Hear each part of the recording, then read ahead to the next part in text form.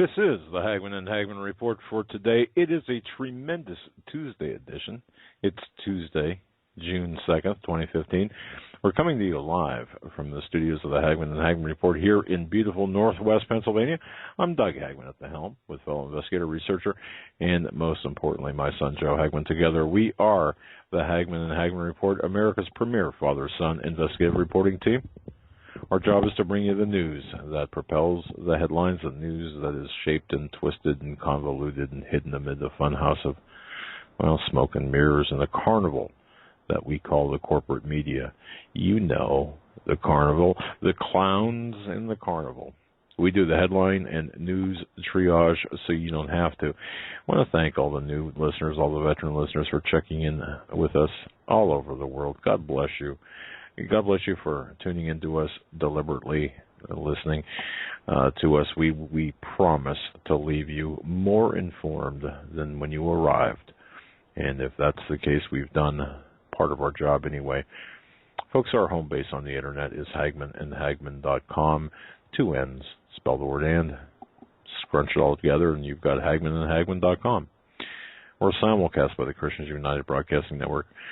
Our home base, hagmannandhagmann.com, plays host to a number of things. You can access us live there. All of our past shows, right now, the past shows, you can click on the RSS feed, and that'll take you to the BTR page. But we'll be rectifying it's a specific player that actually Rick Wiles uses on his website, trying to get the coding right on that, and having somewhat of a difficult time. I can't explain it, but that's what's taking place. And of course, we do everything. We don't have a staff or anything like that. So, but having said that, we're working on it. So hang in there. But you can access us live there. Our past shows there as well. Again, via the RSS feed, social networking sites. And most importantly, our original investigative works. There will be some coming up here very shortly. In fact, I've been doing quite a few, finishing touches on a few, and finding some interesting parallels between Jade Helm and the globalist agenda. And it's interesting because I've been, and Joe too. We've been together. We've been seeing some things kind of coming together with respect to the events being planned out for this summer into this fall. And I believe more and more making the case for something economic to happen.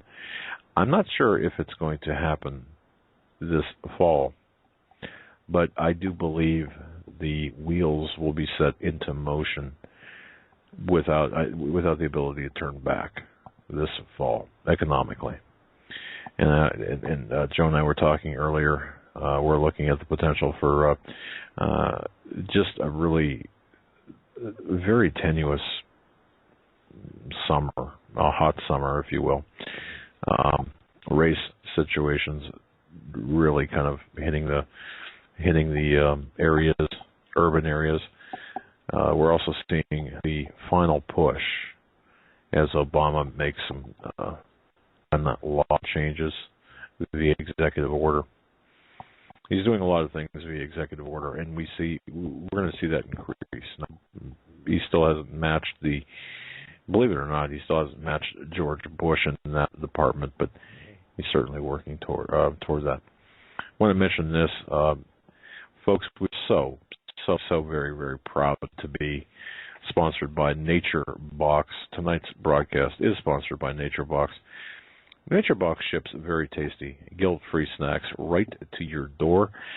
They revolutionize the way you snack, and I'm going to tell you something. We love this company. We love their products. I mean, it's a great company, and the way they do business is just fantastic. They've got over 100 flavors of snacks to choose from. Pick your favorite: mini Belgian waffles, sweet and salty nut medley. I mean, just. And you can special order different snacks as well through naturebox.com/CFP radio. The pistachio power clusters too, my favorite. Big Island pineapple, my favorite. And those Well, you know what? You can go on naturebox.com/CFP radio, pick your favorite, but definitely you'll never get bored of snacking again. Try NatureBox for free. Go to naturebox.com/CFP radio. That's naturebox.com/CFP radio. Alternatively, you can go to hagmannhagmann.com, scroll all the way down to the bottom left there, click on the icon, it'll take you to our little world at NatureBox. Take advantage of the free offer. Really, it's great. You won't be sorry. I guarantee it. You won't be sorry. Joe, go ahead and take your hand out of that NatureBox bag. Back away from the bag. No one will get hurt. Those are my Big Island pineapple. No, back away from it. Drop it. Hey, I'm drawing down on you, buddy.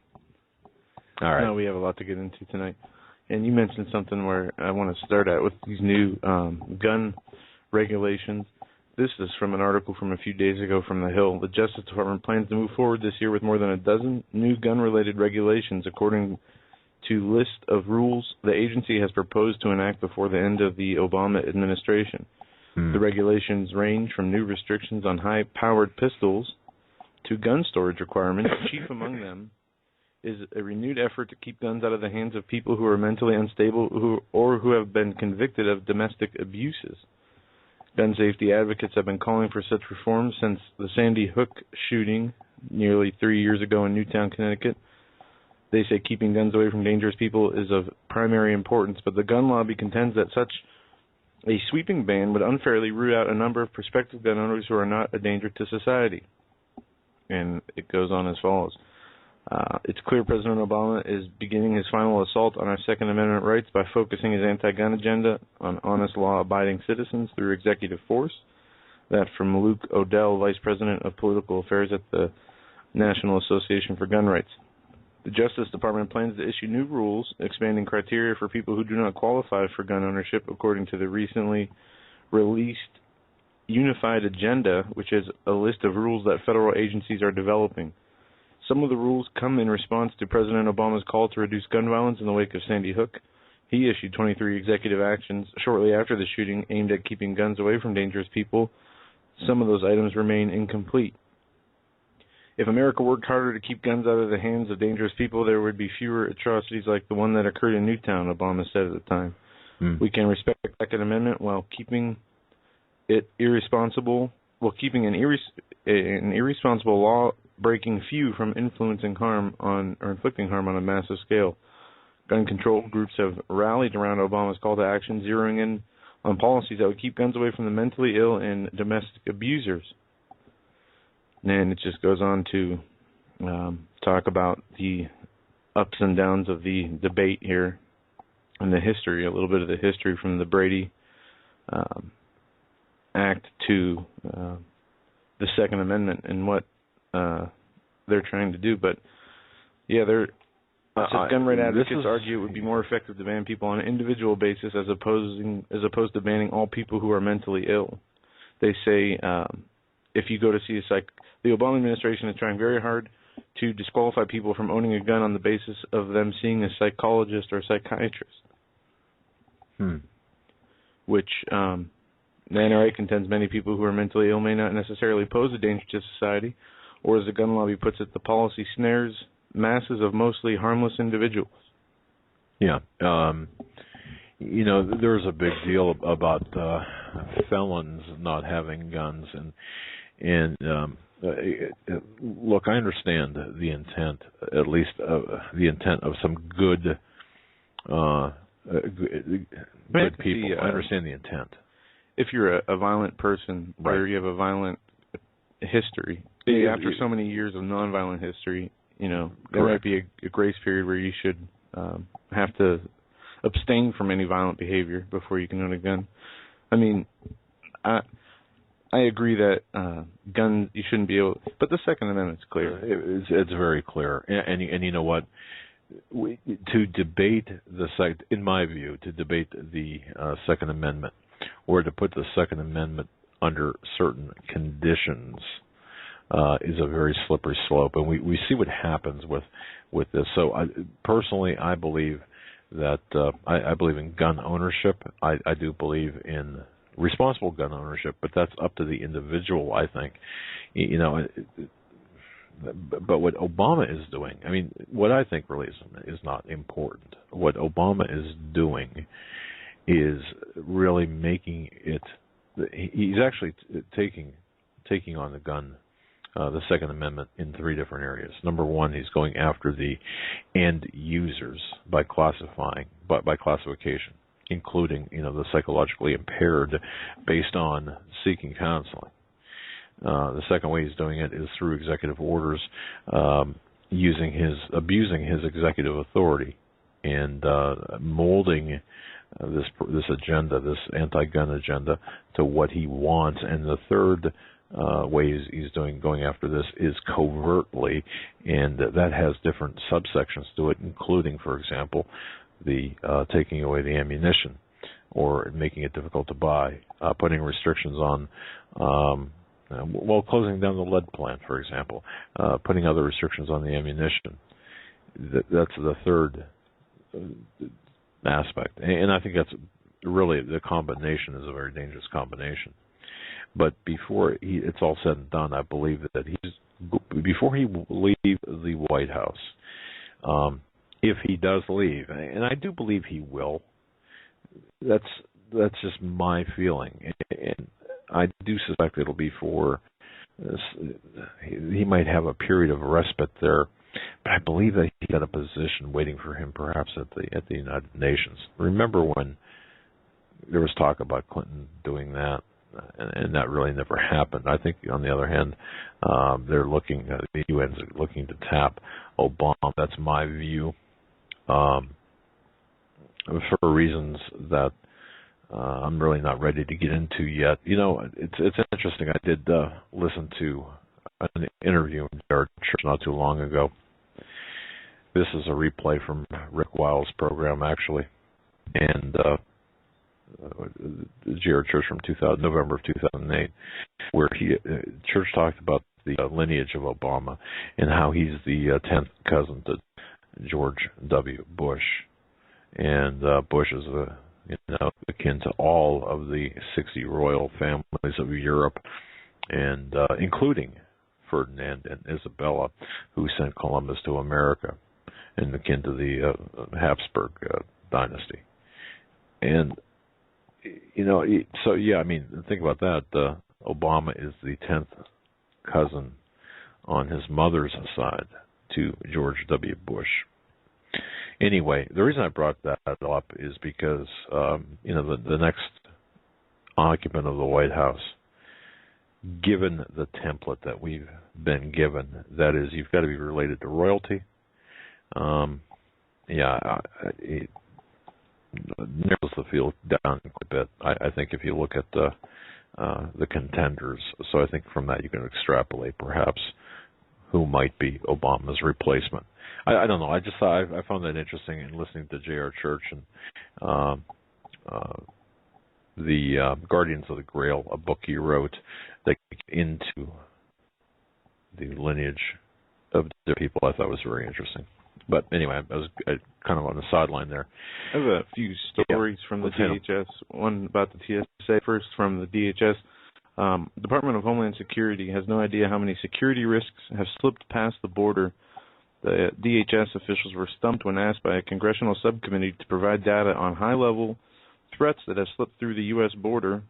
Representative Lamar Smith, the Republican from Texas, asked DHS officials whether they had a percentage or exact figures on how many people labeled as potential risks have slipped through visa screenings.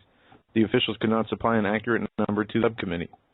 I'm talking about people who are security risks. Surely you know that number, Smith said. I mean, we are talking about the safety of the American people here. The witness offered to submit data to the House Subcommittee on Border and Maritime Security on how they are deporting high-risk targets. The exchange came as DHS announced that it will ramp up its overseas screening operations as a method of heading off attacks at home on Tuesday. The agency said they will add 9 new pre-screening stations in 10 different countries. The official said the agency has cargo screening stations in 60 ports of 32 different countries. And this in the heels of TSA news about their, 95% of their weapons and bomb screening goes ineffective.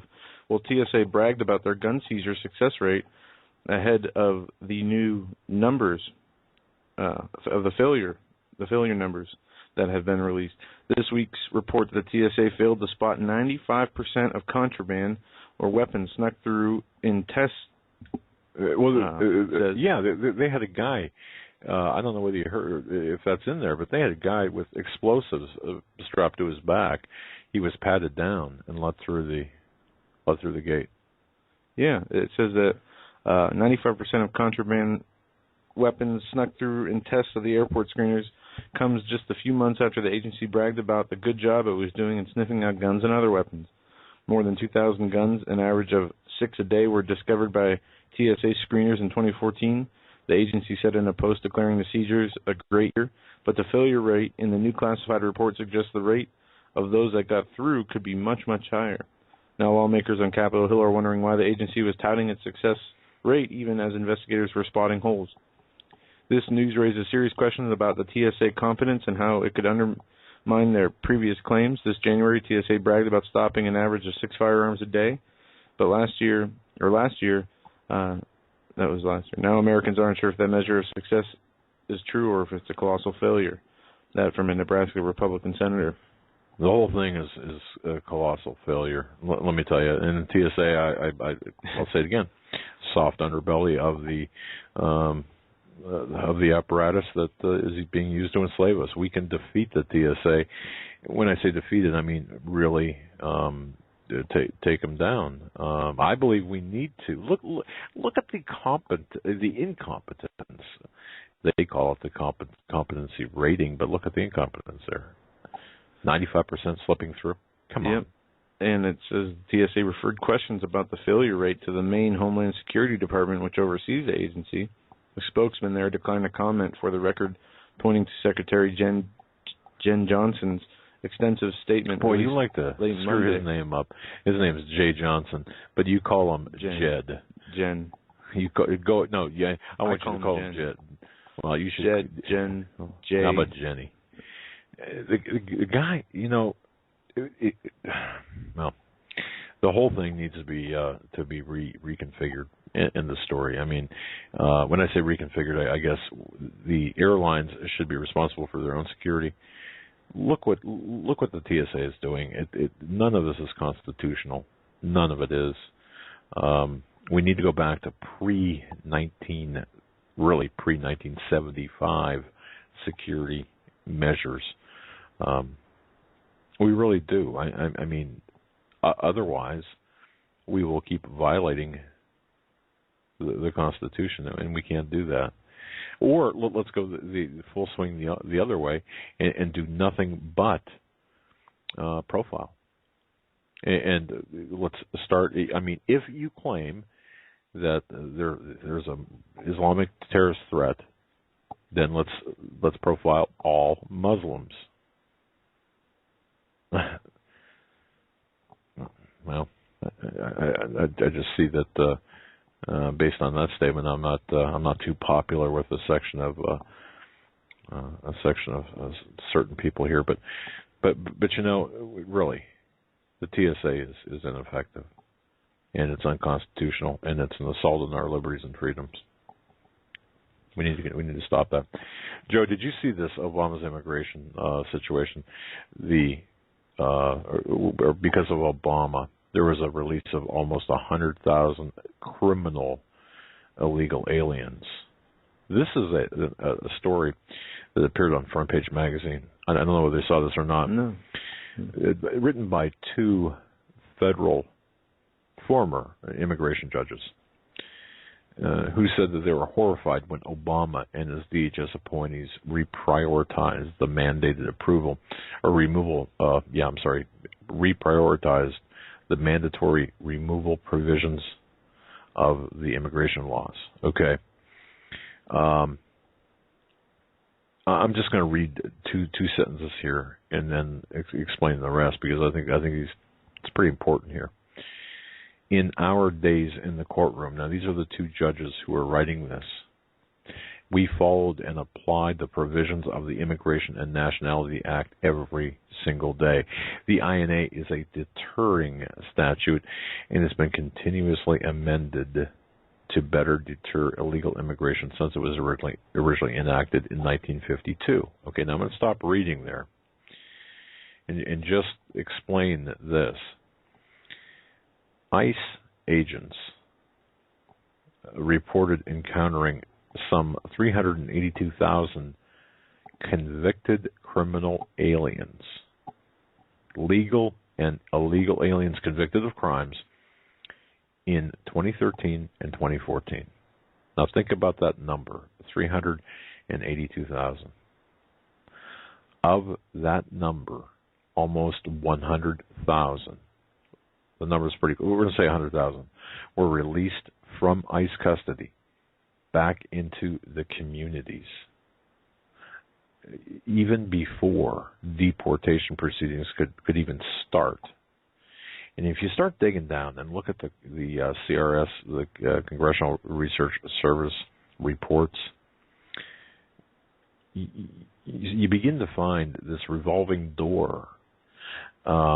This Congressional Research Service report from 2012 found that released criminal aliens in general had a pretty close to a 20% recidivism rate. So one out of every, basically 1 out of every 5 would be brought back into the system again, and then released. It's catch and release. They did give a situation here. It's pretty sad. Where last summer, a border patrol agent was murdered while he and his wife and kids were at their favorite fishing spot just outside of Brownsville, Texas.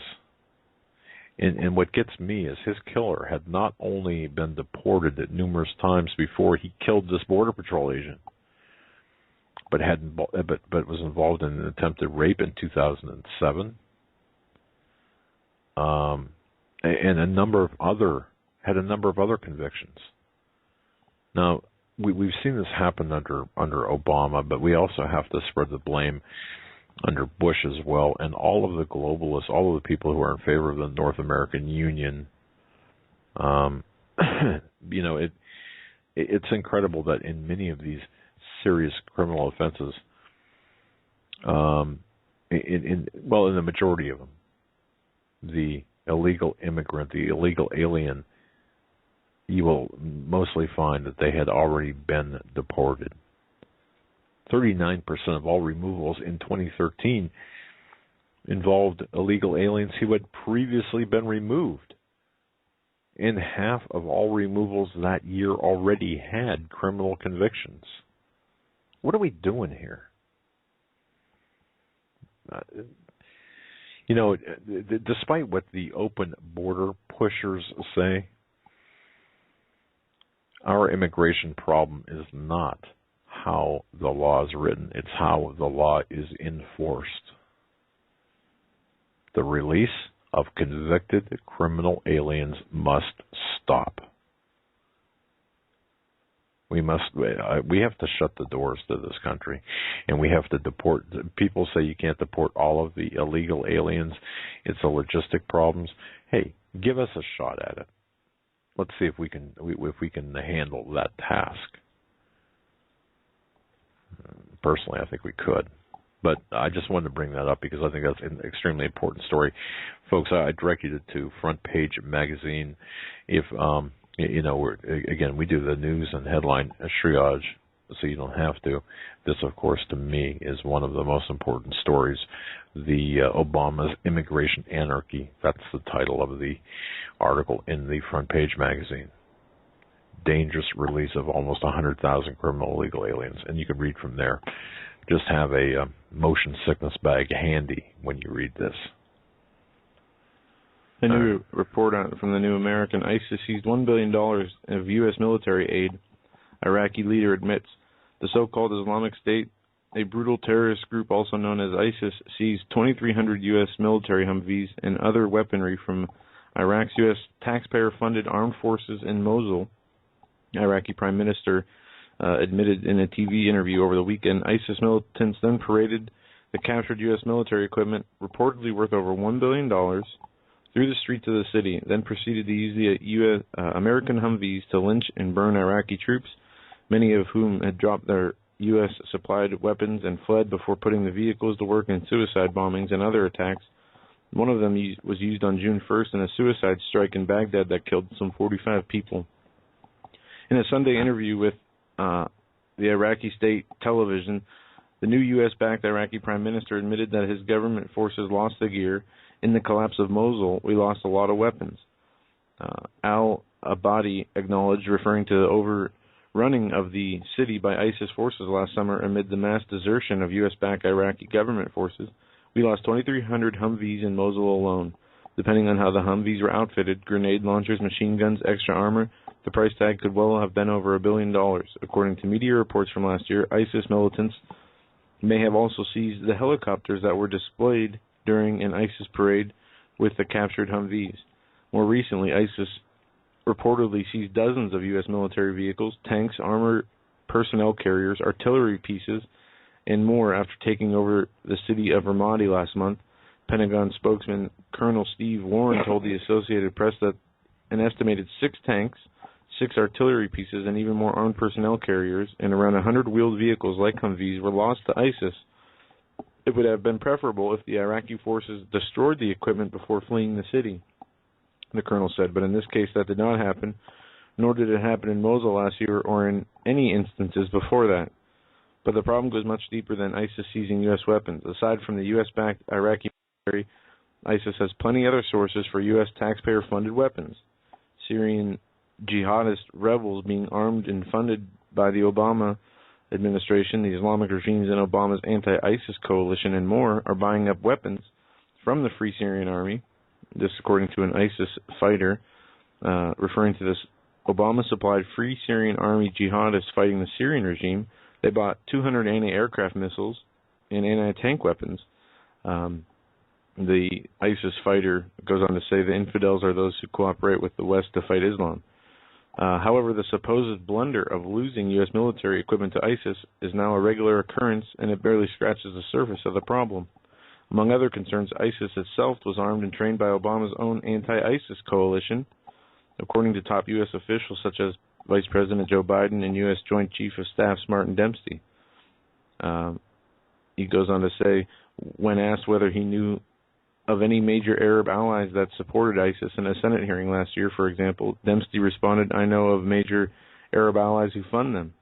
Biden, meanwhile, demolished several key lies promoted by the administration about the wave of U.S. armed Islamic terrorists sweeping across the Middle East. The fact is, the ability to identify a moderate middle in Syria there was no moderate middle. And it goes on to say, a lawsuit filed by Judicial Watch last month forced the U.S. Defense Intelligence Agency to release documents including explosive information on Western support for ISIS for the assault on the Syrian regime. Well, let's bring this home here to ISIS. One of the questions that we've been getting a lot lately is, are ISIS cells operational in America, number one? Number two, are they really ISIS cells, in the truest form? And thirdly, what are their targets? And I'll say this, based on our assessment. I got a report early this morning from a friend who is an investigator who he monitors Arabic language web forums, and what the talk is right now. Well, of course, there are ISIS cells currently operating here in the United States. Their targets of choice appear to be anywhere where children gather, including Christian and Jewish schools, public schools, private schools. In addition, children, and this is important, children of high-profile individuals. Okay, now, the FBI knows this, and every domestic intelligence agency knows this. Where did these come from? And Joe, you touched on this earlier. There are 6 million Muslims who live right now in South America. And, you know, Dave Hodges last night talked about the ISIS bases just over the border of Mexico, or into Mexico. Well, first of all, 6 million Muslims live in South America. They've set up active training camps in, let's talk about South America for right now. Venezuela, Suriname, Guyana, Colombia, Ecuador, Peru, Bolivia, Brazil. Now, Cuba has, and I have to point this out because of what just happened, or, you know, the loosening of restrictions with Cuba. They've got a cooperative agreement. Well, they've got cooperative agreements, plural, with Syria, Libya, and Iran. And these ISIS terrorists move through South America into Mexico, where they cross then into the United States, especially using that 47-mile corridor as referenced by Dave Hodges. Look, the ISIS, they've got training camps, obviously, in Juarez, Mexico. They've got training camps here as well in the United States, not necessarily under the ISIS acronym, but certainly sympathetic toward having the same agenda as ISIS. You might as well say they're ISIS. So just remember back on September 1st, 2004, what happened in Russia. Remember what happened in Beslan, where 300 people were massacred, 186 of them young children. Remember that incident, because that is their goal here in America, very much.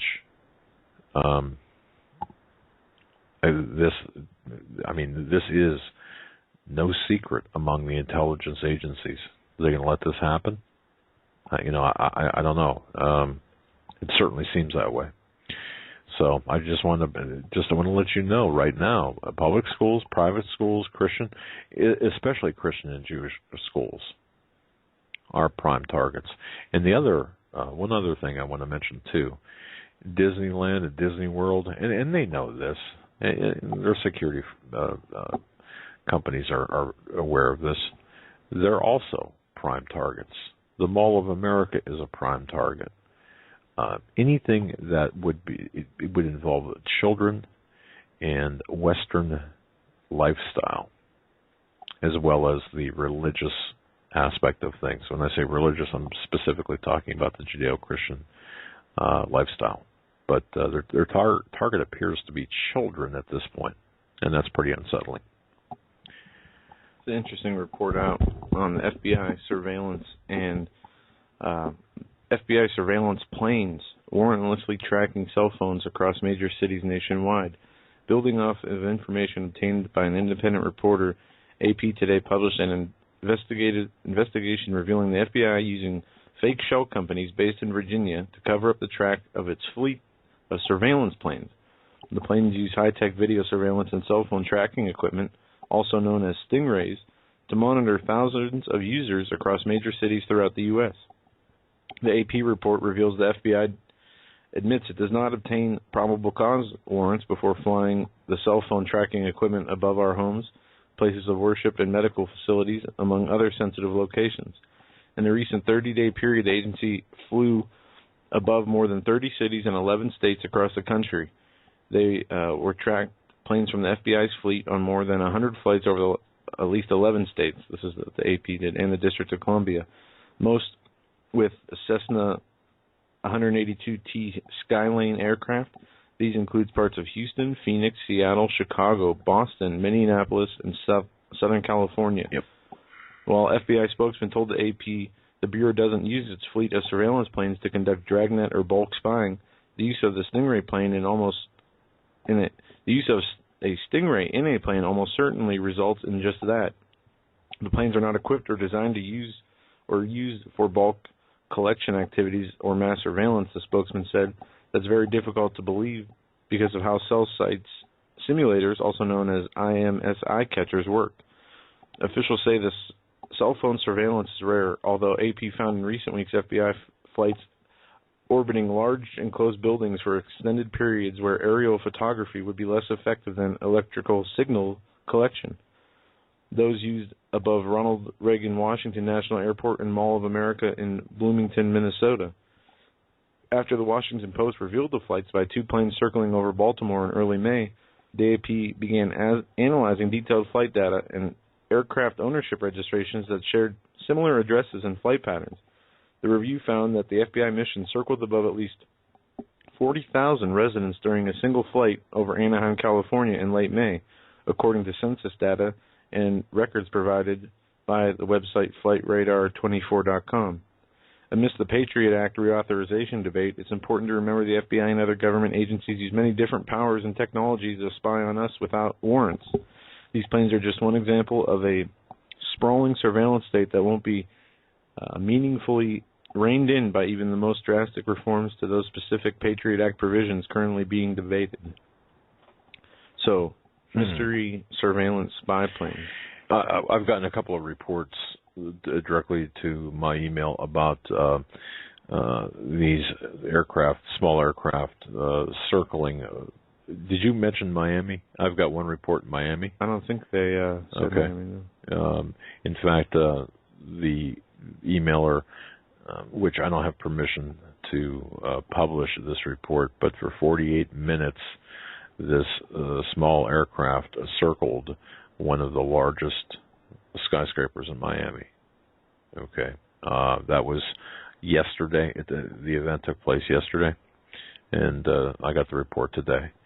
I also got a report about multiple aircraft just outside of St. Louis. I'm not sure if you mentioned St. Louis at all, either, but it seems like for every one city they're mentioning, there's probably 10 others that are not.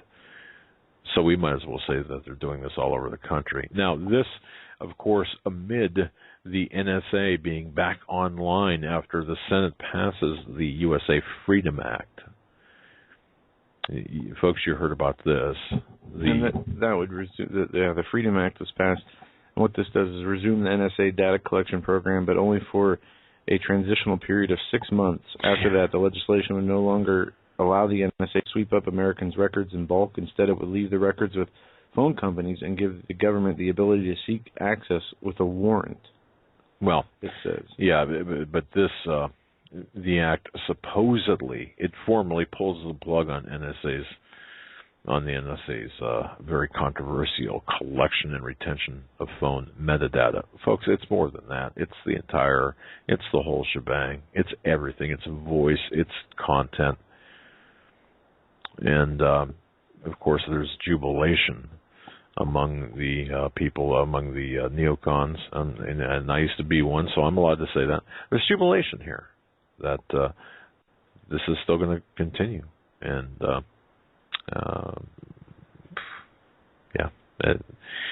there's no stopping this. I don't believe that we can stop this. It's just same stuff, different day.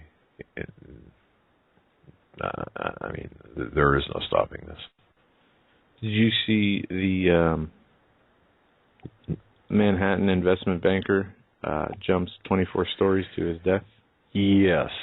There's been a few other banker deaths in recent weeks, but wait, before you get into that, there was 2 days ago the head of, I believe it was American Express, the president, 55 years old, died on a private plane. They said, according to reports, it was a deep vein thrombosis. Now, you and I have sat crunched up in surveillance vans forever. I mean, for hours on end. And of course, we've long ago we've flown, for long distances. People fly for long distances, but when you're in a private plane, it's a little bit different, more luxurious. You've got leg room, you can walk around. That was one death. And of course, there was a comment made by the spokespeople, and I have to look. I'm not sure if it was American Express. I'm not sure who it was. 55 years old, passed away, or 45. One of the two.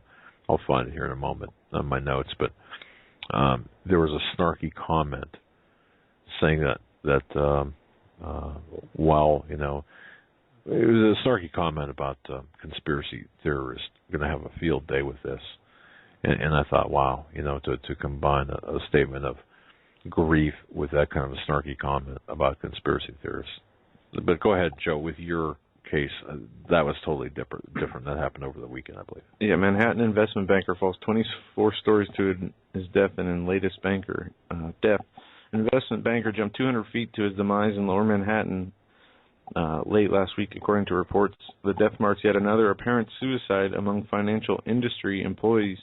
Thomas Hughes, 29, who worked for the investment bank Moelis and Company, fell 24 stories in an apparent suicide. His body was found Thursday morning. Police found one plastic bag filled with cocaine residue and 4 bags in his Lower Manhattan luxury apartment at the Ocean Luxury Residence.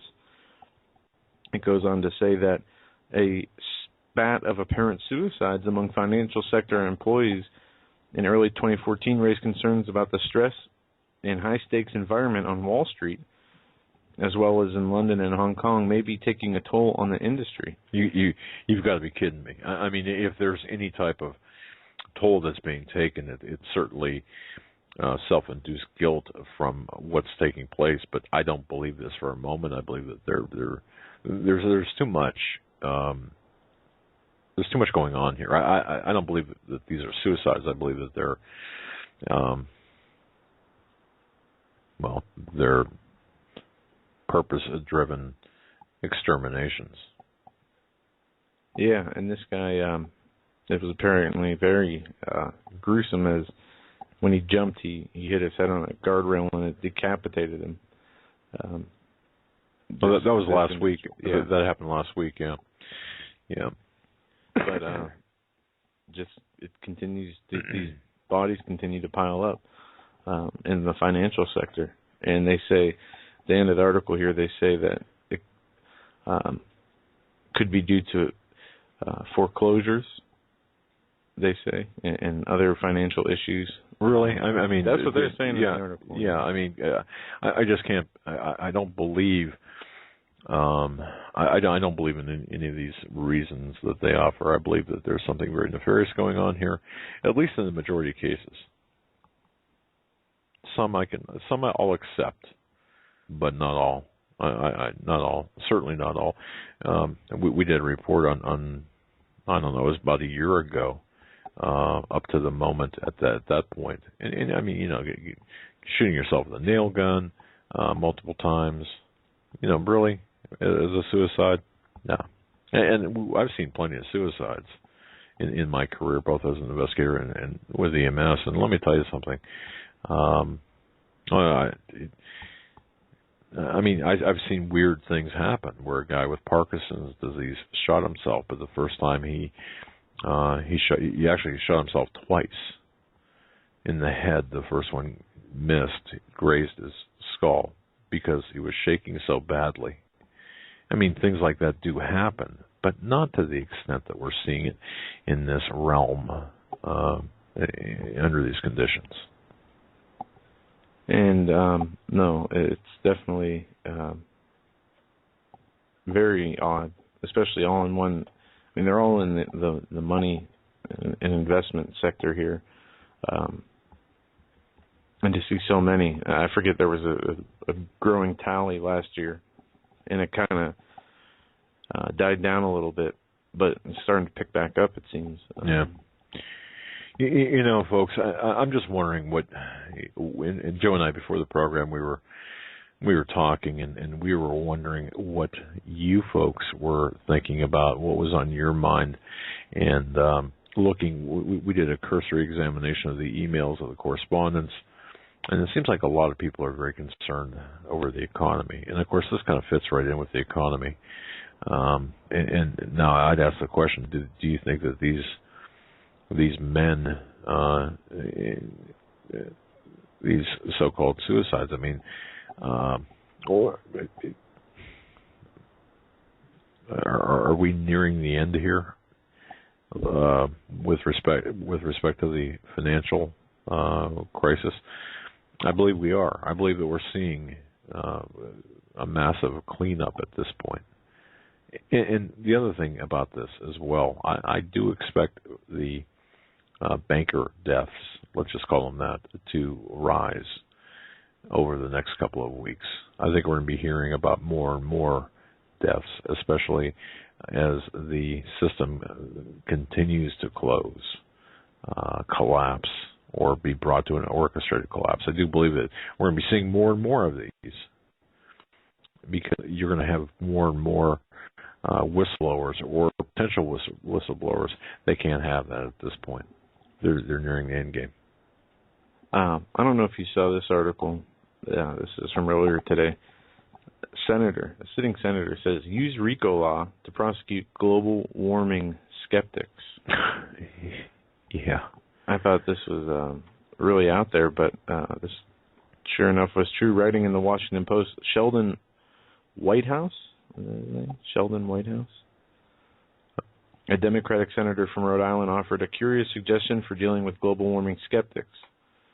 In 2006, Judge Kessler of the U.S. District Court for the District of Columbia decided the tobacco companies' fraudulent campaign amounted to a racketeering enterprise. According to the court, defendants coordinated significant aspects of their public relations, scientific, legal, and marketing activity in furtherance of a shared objective to maximize industry profits by preserving and expanding the market for cigarettes through a scheme to deceive the public. The parallels between what the tobacco industry did and what the fossil fuel industry is doing now are striking. The coordinated tactics of climate denial network, Burley's report states, span a wide range of activities including political lobbying, contributions to political candidates, and a large number of communication and media efforts that aim at undermining climate science. Compare that again with the findings in the tobacco case. Tobacco industry was proved to have conducted research that showed the direct opposite of what the industry stated publicly, namely that tobacco use had serious health effects. Civil discovery would reveal whether and to what extent the fossil fuel industry has crossed this same line. We do know that it is a funded research to its benefit directly contradicts the vast majority of peer-reviewed climate science. One scientist who constantly published papers downplaying the role of carbon emissions in climate change, Willie Soon, reportedly received more than half of his funding from the oil and electric interest, and that was more than $1.2 million. To be clear, I do not know whether fossil fuel industry and its allies engaged in the same kind of racketeering activity as the tobacco industry. We don't have enough information to make that conclusion. Perhaps it's all smoke and fire, but there's an awful lot of smoke. Goes on to say, that's right, a sitting U.S. senator is suggesting using RICO laws should be applied to global warming skeptics. Courts have been defining RICO down for some time and in ways that aren't particularly helpful. In 1994, the Supreme Court ruled RICO statutes could be applied to pro-life activists on the grounds that interstate commerce can be affected when the organization being targeted doesn't have economic motives. Obviously, there's a lot of money hanging in the balance with regard to energy policy, but when does coordinating a wide range of activities, including political lobbying, contributions to political candidates, and a large number of communication and media efforts, go from basic First Amendment expression to racketeering? Very dangerous ground that we're on there. And shouldn't that be the opposite? I mean, how much money, for example, has Al Gore made on the on the green energy? Look at Solyndra. Look at all. I mean, we could go on and on and on. So perhaps the barrel of the RICO gun should be moved in the other direction, but 180 degrees in the other direction. Very interesting. Joe, I have some dialogue from Paul McGuire. Paul McGuire is going to be with us tomorrow on our program, and he sent a couple of things here in the run-up here to Stan coming on the program. Can I get into this, or did you have anything pressing? Okay. He's looking forward to coming on tomorrow. We have a lot to talk about, and he the email that I got and some of the information I got from Paul, the Fall of America reboot, activating the Game Changer program. Okay. And Paul goes on to say that there's a secret plan for America to fall as we know it. Of course, Paul's talked about this before. And that, of course, is the reason that on the back of the U.S. dollar there's a picture of the phoenix, the self-immolating bird, reborn from the ashes. And he mentions the secret scientific and occult elite. They planned for America to be born in 1776, the same year as the Illuminati, and then to be destroyed as to be destroyed and then rise as the head of the New World Order and become the new Atlantis. Although America is not specifically named in the Bible or Bible prophecy, it does fit into Daniel chapter 9, as it will reemerge as the revived Roman Empire. Perhaps what the Bible calls the fourth beast. And it's interesting because we have a book. I've got it here in my office, and I'm going to be in contact with the author. It was hand given to us in Orlando, called The Eighth Beast. Very good book, and to the author, if you're listening, I'll be in contact with you. But having said that, America has been programmed to fall in order to transform it into the coming one world government. The one world government is going to morph into that structure. And one of the primary ways this is taking place is through the emergence of the North American Union, which, as Paul states, is the plan of the CFR to unify Canada, Mexico, and the United States, along with South American nations, into this NAU modeled after the European Union. And then, of course, that'll be part of the 10 separate unions, which will form a global government.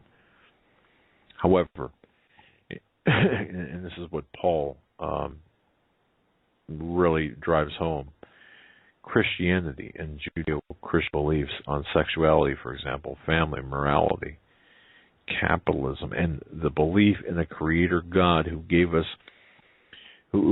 we the people certain inalienable rights, have had to be erased through scientific mind control, through social engineering, through historical revisionism, in order for this radical transformation to happen.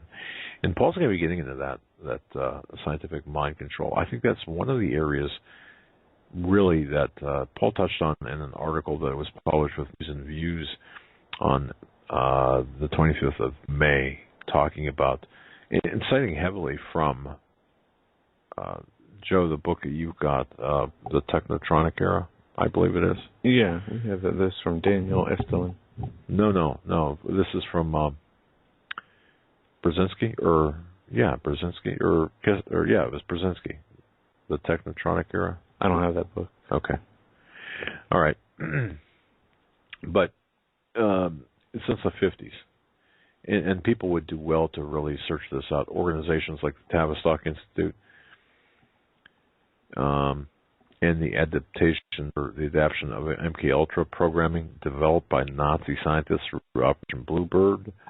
They have socially engineered sexual revolutions, and Paul talks about this a lot.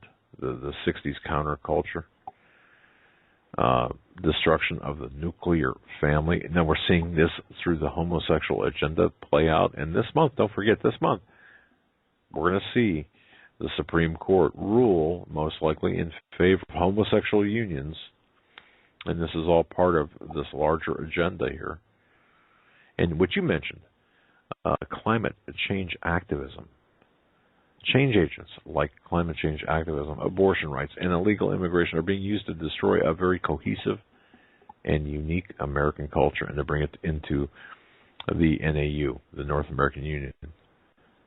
So, and then, of course, that's going to be united with the European Union and other unions in order to create this world state.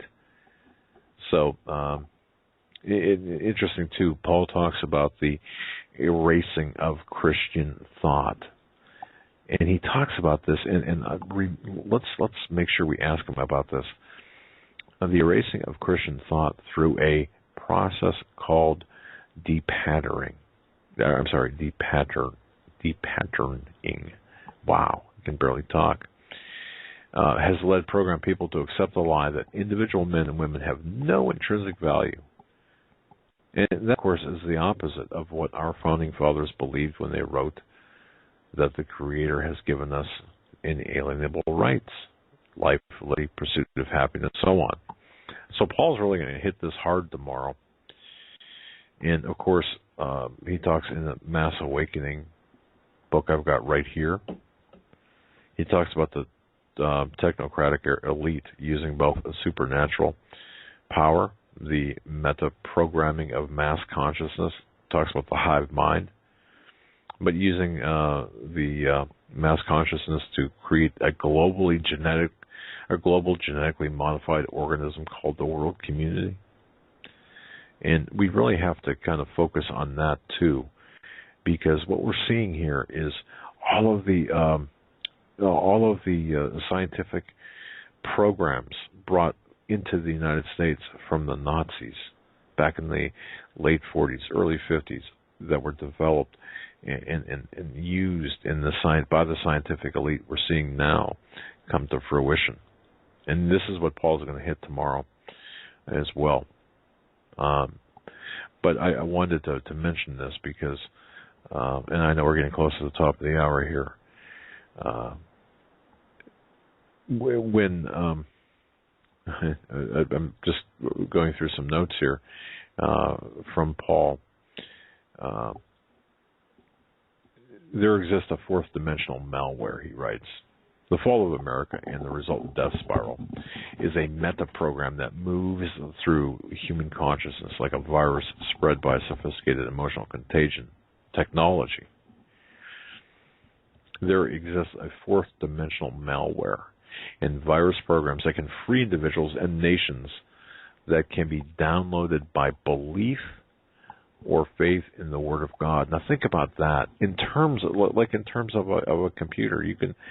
I'm going to say that again. There exists fourth dimensional malware and virus programs that can free individuals and nations that can be downloaded by belief or faith in the Word of God, which transcends linguistics and is, in fact, God Himself. We can communicate with God through prayer, for example. And by having this personal relationship with the living God of the universe, the personal living God of the universe has placed a reboot software in our mainframe of human consciousness. Now, I know this sounds out there, but when you think about this in terms of, well, the multidimensional aspects of our existence and our consciousness, this is not New Age, by the way. I'm not New Age at all. But when this reboot software, Paul wrote here in an email to me, is turned on by a certain percentage of people, there's a kind of a game changer programming which is activated and Mass Awakening begins. Hence the name of his book, Mass Awakening, which is a great book. But this is some things that we're going to be talking about tomorrow. He wanted to ask me if I could pass that along to the audience, and there I have. So there we go. It's going to be a great program tomorrow night. Yes, it is. With that, we're going to go to our top of the hour break now, and we're going to come back on the other side with Stan Deyo. You're listening to the Hagmann and Hagmann Report on this Tuesday, June 2nd, 2015. We'll be right back. Stay with us. You're listening to the Hagmann and Hagmann Report, and every Tuesday in hour number 2, we are joined by Stan Deyo. His website is standeyo.com. Bookmark that site, and when he comes on our show, go to his site on the right-hand side. Scroll a little bit down on the right of the microphone. You'll see a show images page, and we use that to Stan puts up images, and these are some of the different topics we get into. Also, you can go to our website or send any questions you have for Stan to studio@hagmanandhagmann.com.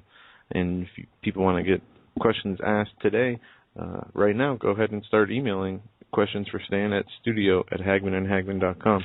Stan, it's been another week. It's great to have you back on the show. Good to be back, boys. I guess we're here for another show. That's right. You never know. That's right. Boy, a lot of How's things your week been? Have you had good weather? You know what? I was going to ask you about that. It's been cool here. Yeah. It's been in the 50s and low 60s. Today in the 60s. Over the weekend it was in the 50s and rainy, which is odd for the beginning of June. We had a 30-degree temperature swing in the course of 36 hours. Okay, so a day and a half. It was a 30-degree swing in temperatures. And our high, our high temperature yesterday was the normal low for the day. So it's really bizarre how this is playing out. And we've had more rain than usual. And the forecast, it seems like more rain here in this part of, more rain, the long-term forecast. And the reason I mention this is because it's not characteristic of, although some might say it's consistent with this part of the country. In this case, it's not characteristic of the weather patterns that we're used to having. So weather changes. What's going on? Well, a lot of things. Up on the show images page, I have a graph I guess a chart graph showing the sea surface temperature anomalies that NOAA posted. And that's been up there for, about a week or two. But it's showing that the prevailing anomaly, the heat anomaly over the eastern Pacific, or our west coast, in other words, goes right through the country. It's not stopping at the coastline. The sea surface temperature is what you're reading, but you can see that it picks up over in the northeast part of the United States offshore.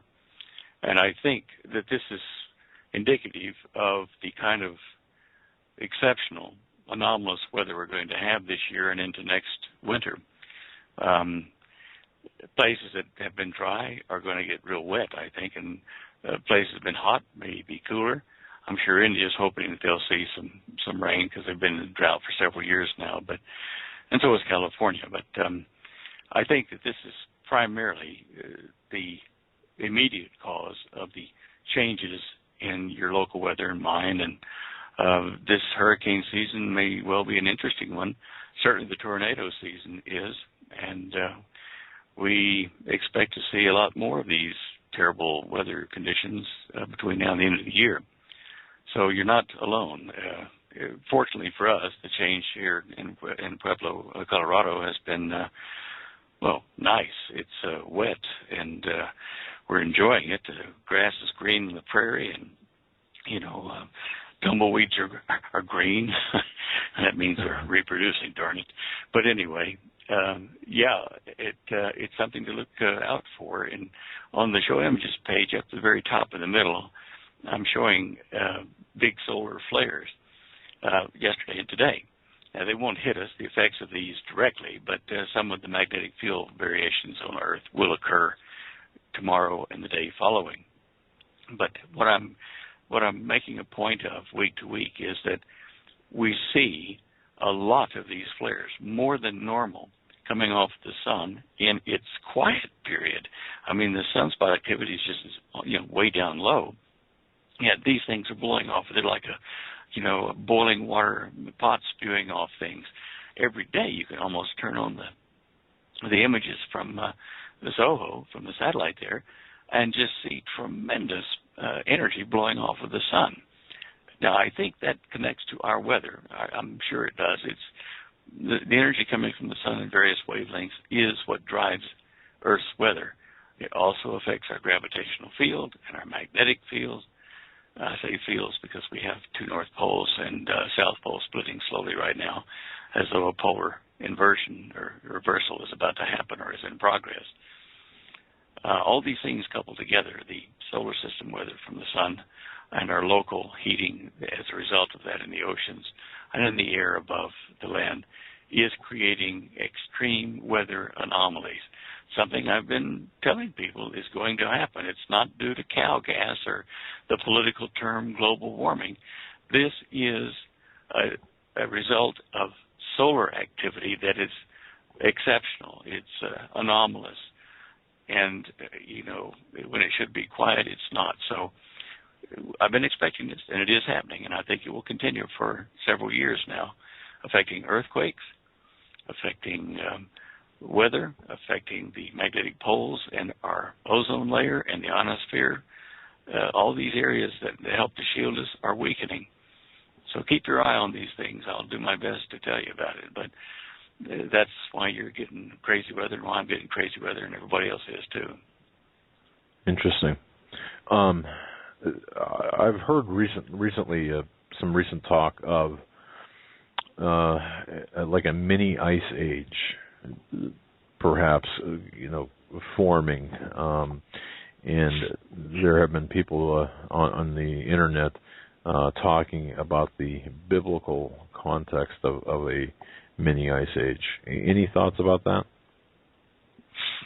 Well, if it's a mini ice age, it won't be lasting like a decade, and it probably won't be lasting more than a year or two, because if you relate it to the biblical prophecies, we're going to get so hot here on the surface of the earth that you're going to dive into caves to get away from the heat of the sun. And then the sun's going to go dark. But probably, according to Isaiah, I think a cloud goes around the sun or comes off of the sun and blocks much of the light coming from it, which makes the light of the moon kind of dull red because it's not getting its full quota of light from the sun as it normally does. And this does not address a long mini ice age. We're talking couple weeks maybe for this cloud cover. And, the heating, I don't know whether that will be instantaneous and then we'll feel the results of it for a year or two after that. Like instead of a normal nuclear winter caused by volcanoes, it might be caused by the superheating of one side of the sun, at one side of the earth as it faces the sun when that happens. So I'm not sure that I would come down on the side of an extended cooling period. A short one, measured in months or a year, maybe. But it's trying to base statistically what's going to happen for the next 7 to 10 years based on a small sample of a few months here. And in this time period when we don't even, the scientific community doesn't even understand what's happening on the sun really, why it's doing this, and why we're getting so many volcanoes and earthquakes at the moment, the answers aren't there yet. I mean, even the professionals are not able to, at least publicly, pin a flag on what's causing all this, where it's headed. Gotcha. Did you see the other day? Sorry, let me just interrupt there.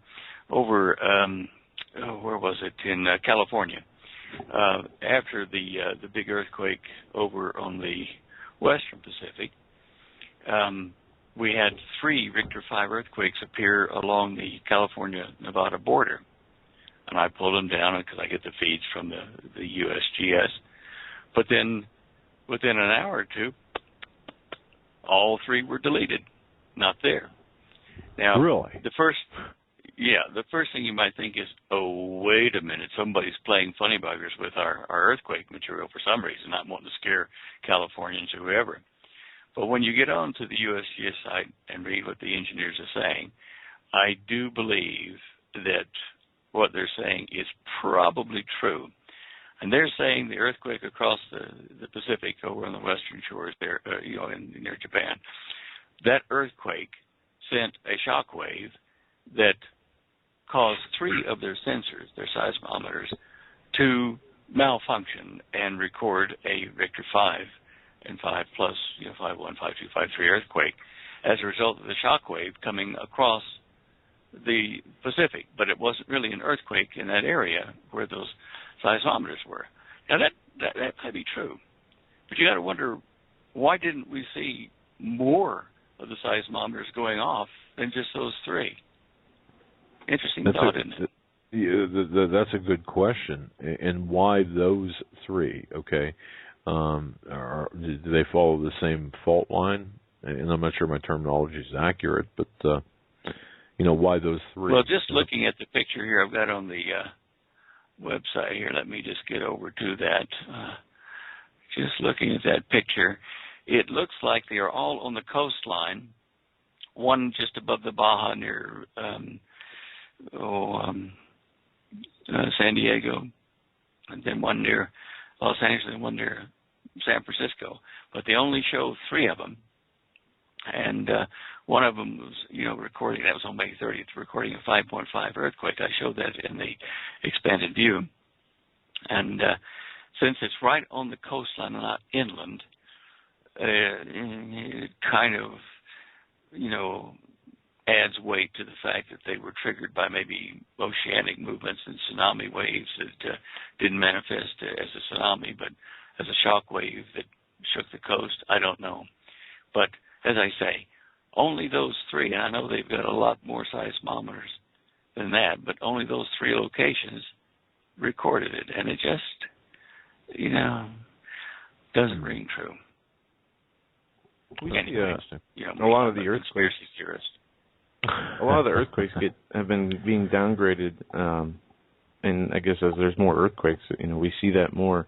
And I know we talked about this before, but are these because the original readings are not accurate, and they wait for secondary and other confirmations? Well, normally what happens is the USGS seismologists work at this every day, and they get a bunch of notices from the seismometers automatically, and so do I. I subscribe to the hot hit from the seismometer so that I can see what's happening.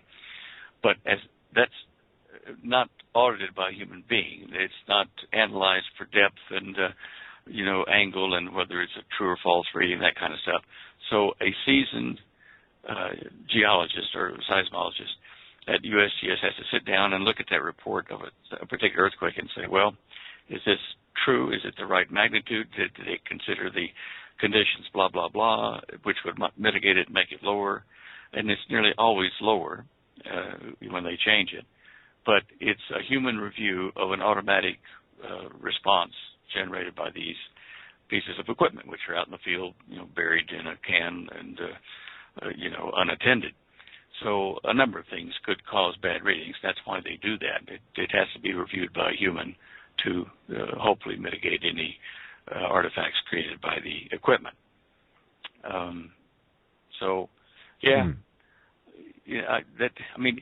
I think it's probably true in this case.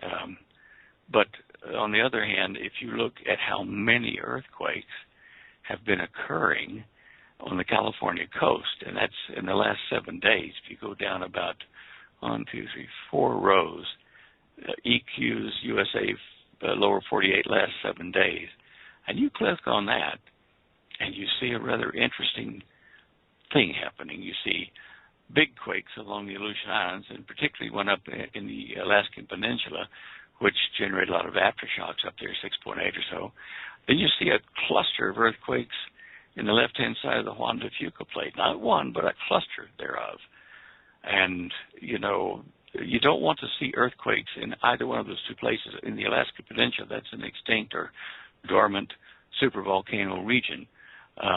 It's not exactly there, but it's close enough to worry if it's shaking. And if you look down at the Juan de Fuca, we never like to see Richter 5s, and there's 4 or 5 of them, maybe 6, that have occurred in the last 7 days there at the extremity where we know that there is a volcano oozing magma underneath all that. So is that area fixing to erupt? Or, if it is it going to be a big eruption, or is it just going to kind of, peter out as a magma flow instead of, shooting it up into the air, making clouds of smoke? Now, if it shocks the ground enough on the Juan de Fuca, it might be the trigger that causes the Juan de Fuca to release that 9+ earthquake that USGS says is coming. And if that happens, there are a number of other factors that may happen all through the Cascades, from Washington State all the way down to the Baja, and even down into Mexico as well. I think there may be some links to that. But we could see the earthquakes at Eureka increase. We could see the several earthquakes that are zones that are parallel to the San Andreas fault release and start, breaking up a lot of homes and stuff in California. So it is something to watch. This swarm of earthquakes at the Juan de Fuca it's got to make you nervous if you pay attention. And and if you look at the map next to that, the last 7 days for the the world for earthquakes, Richter 4.5 or greater. You can see they're off the Japanese coast, that cluster there, that swarm from aftershocks in the main event. Then you see over in Fiji, and you see north of the island of New Zealand there, it's probably about 800 miles north of it, another big quake in that area. And it's interesting because we're seeing all these plate tectonic borders becoming active with significant earthquakes in the last week.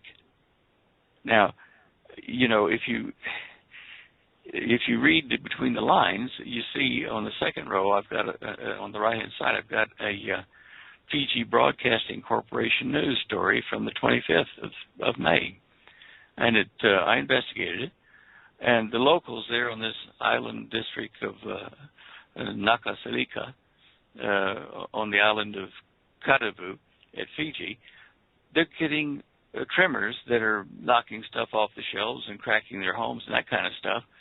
And the geologists or seismologists in that area say they have no idea what's causing it. But in that area, there are huge earthquake pressures building up in Fiji, and, the likelihood of volcanic action is there as well.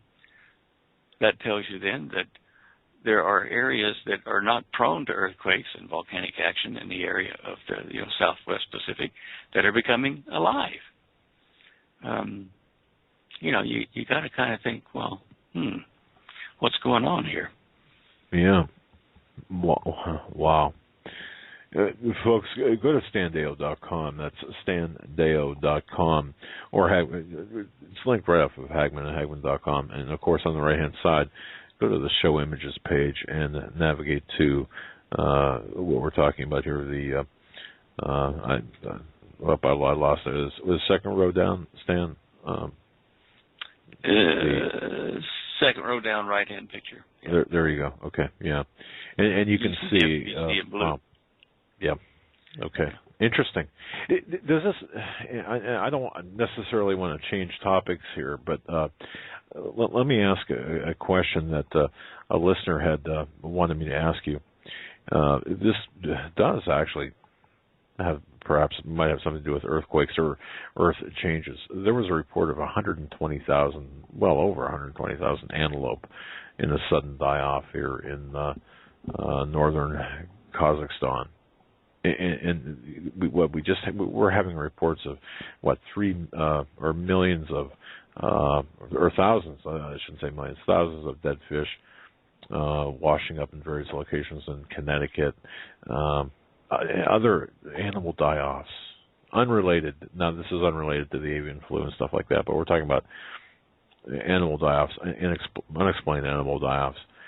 Is there any correlation between earth changes, including but not limited to earthquakes, and these animal die-offs, or is that pretty far out there? Or what's causing the? No, I don't think it's too far out there.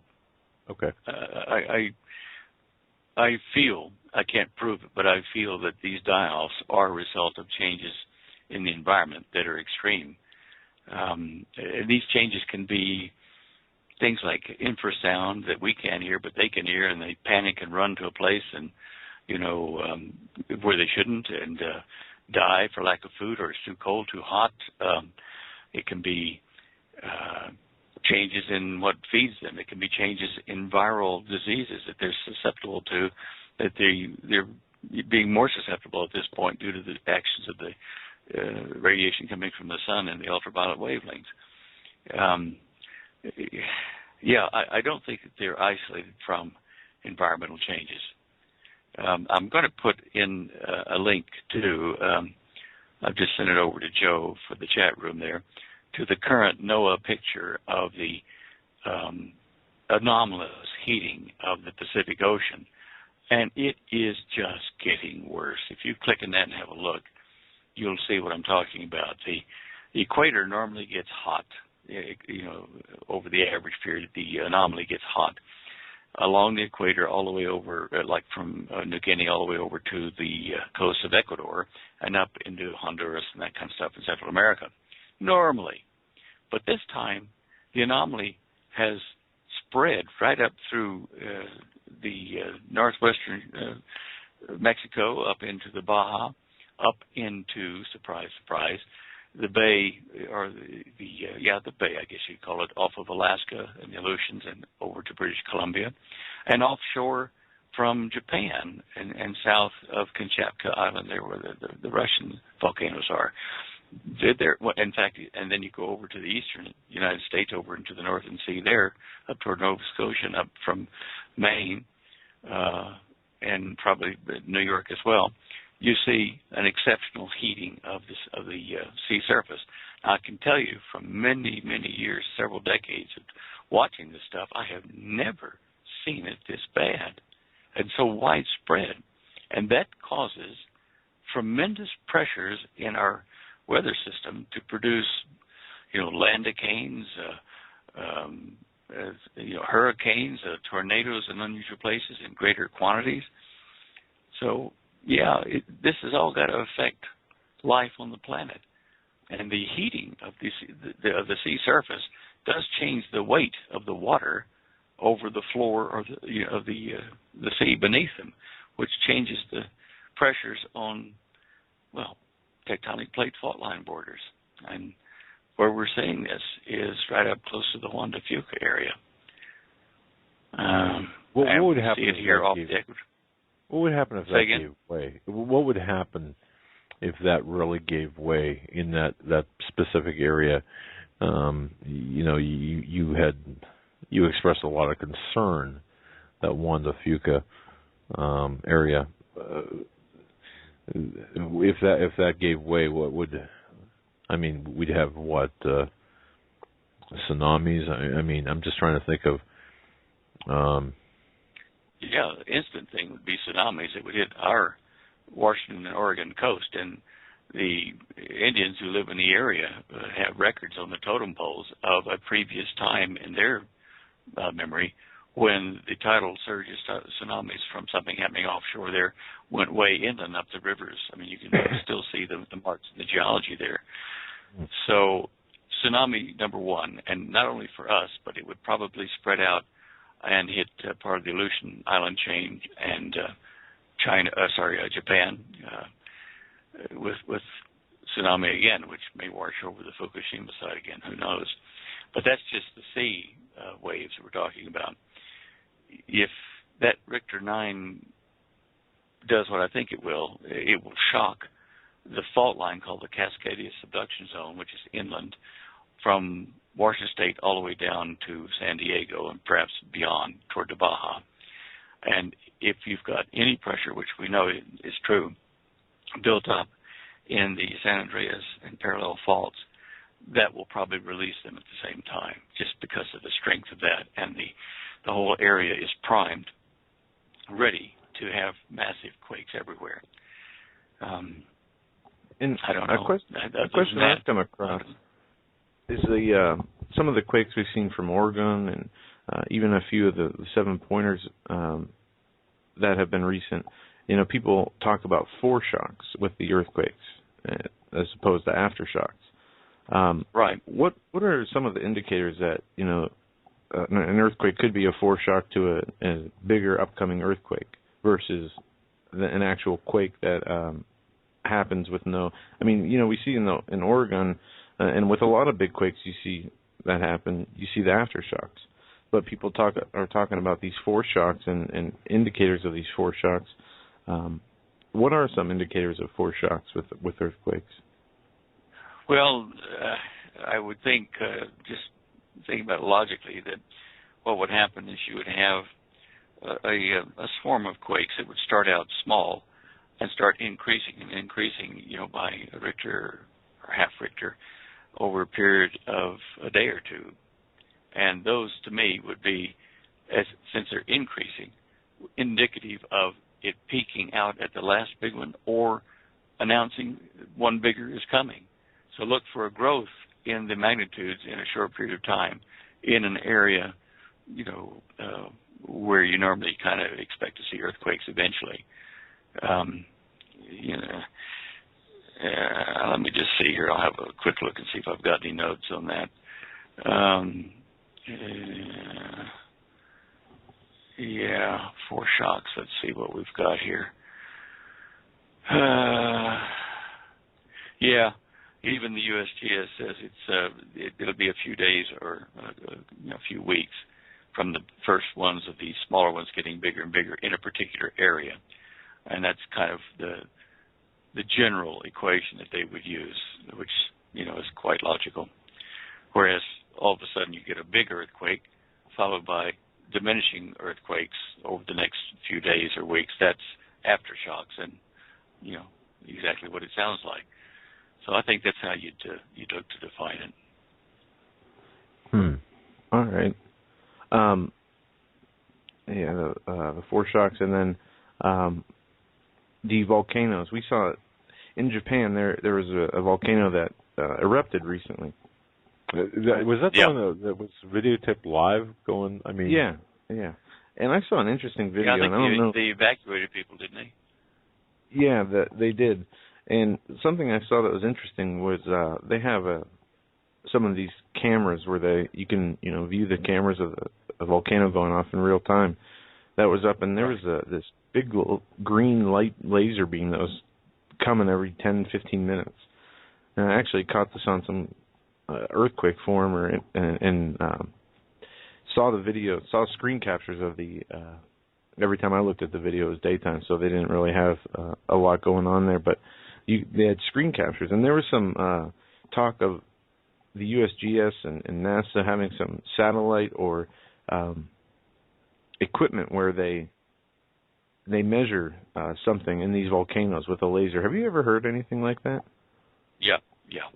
What they have done for quite a long time is they have used lasers to range from altitude, looking for deformations, for swelling or for dipping, of the land along known fault lines or volcanic areas. And in a volcano, normally I don't think that you would see the laser in the visible wavelength, but it might be that they had put instrumentation up on the area that you were looking at to transmit data by laser to ground-based systems, and because of shaking or something, it got dislocated and became, aimed in the direction the camera could see it. I don't know what size it was that you saw or anything, but that would be my first guess. Okay. Yeah. Right. And here we have a few listener questions. I just put this one in your Skype, Stan. They're asking you about the liquefaction and the type of ground subject to earth liquefaction during earthquakes. Please explain earthquake liquefaction. Yeah, I've never heard of that. Yeah, it's like sandy soils and stuff that there's some water in the formations trapped in the cells of the formation, and the pressure becomes so great that water is released in the form of liquid out of its cellular structures where it's locked in and kind of cemented in, and the ground becomes like mushy water. You'll see ripples going through the ground. I've seen the same effect on solid dirt in the sand out in the nuclear testing ranges. When an atom bomb goes off, you can see the shock wave coming out at you. It's moving the dirt like it's water. It's a ripple. Of course, it's moving pretty quick, but that happens when you have a large stress from a large volcanic or earthquake and or both reaction. Mainly for the strength of those compared to an atom bomb test, you'd say that it's probably going to happen where you have sandy soils or rock formations that will easily release their water into fluid states when they're under pressure. But if you're there, you'll see the ground become slushy, and things will, I don't think they'll sink or anything, but things will act like they're floating on a fluid, which is really just the dirt. Huh. Okay. And sometimes you'll see jets of water come shooting straight up out of it, like in the New Madrid thing back in the 1800s when it went off, the Richter 7 to 8, whatever it was back then. They have dug down in the New Madrid where some of these blowholes occurred in the sand. It was liquefied by the pressure and blown up like a miniature jet of sand and water, and then it settled down around it, and you have this pile of dirt around the old fracture zone years later. And that just came just from the pressure on the soil, causing it to become fluid-like and not melted, but just fluid-like and thrown up in the air from the pressures. There's a lot of interesting things that do happen. You just don't want to be there when it does. Yeah. I'd prefer not to be, but wow. Yeah. Okay. You just shared a few new sea surface maps, and I'll post these in the chat. Yep. Here, the one from NOAA is what I'm looking at now. This is week of. Okay, it changes. This is May 1st through May 27th, and this shows the rate of change of how this has been heating up. Wow, and it had. I mean, from that NOAA map, and that's the last one I posted in the chat room. That is really changing, and it's changing. It's heating up. The areas that were already hot are heating up much more rapidly, it looks like. Now, you said something, Stan, about that. You said you've not seen such a rapid escalation in sea surface temperatures.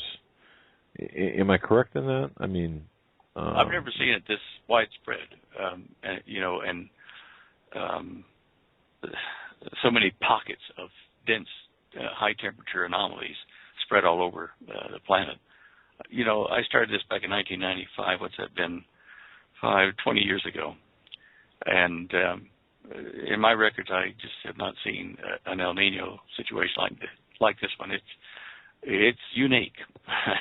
Okay. Best thing I can say about it.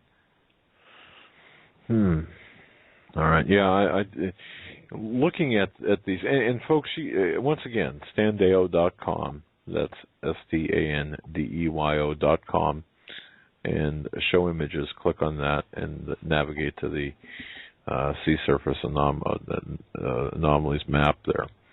Wow. Yeah, another question. This is from a JT. They said, I wanted to piggyback on the question regarding mass animal deaths. The effects are changing the animal and marine life. Could we as human beings be experiencing more biological and medical changes, even death, ? And it goes on to say, I was told the more atmospheric pressure onto Earth, people would experience possible more physical muscle pains and headaches. That from JT.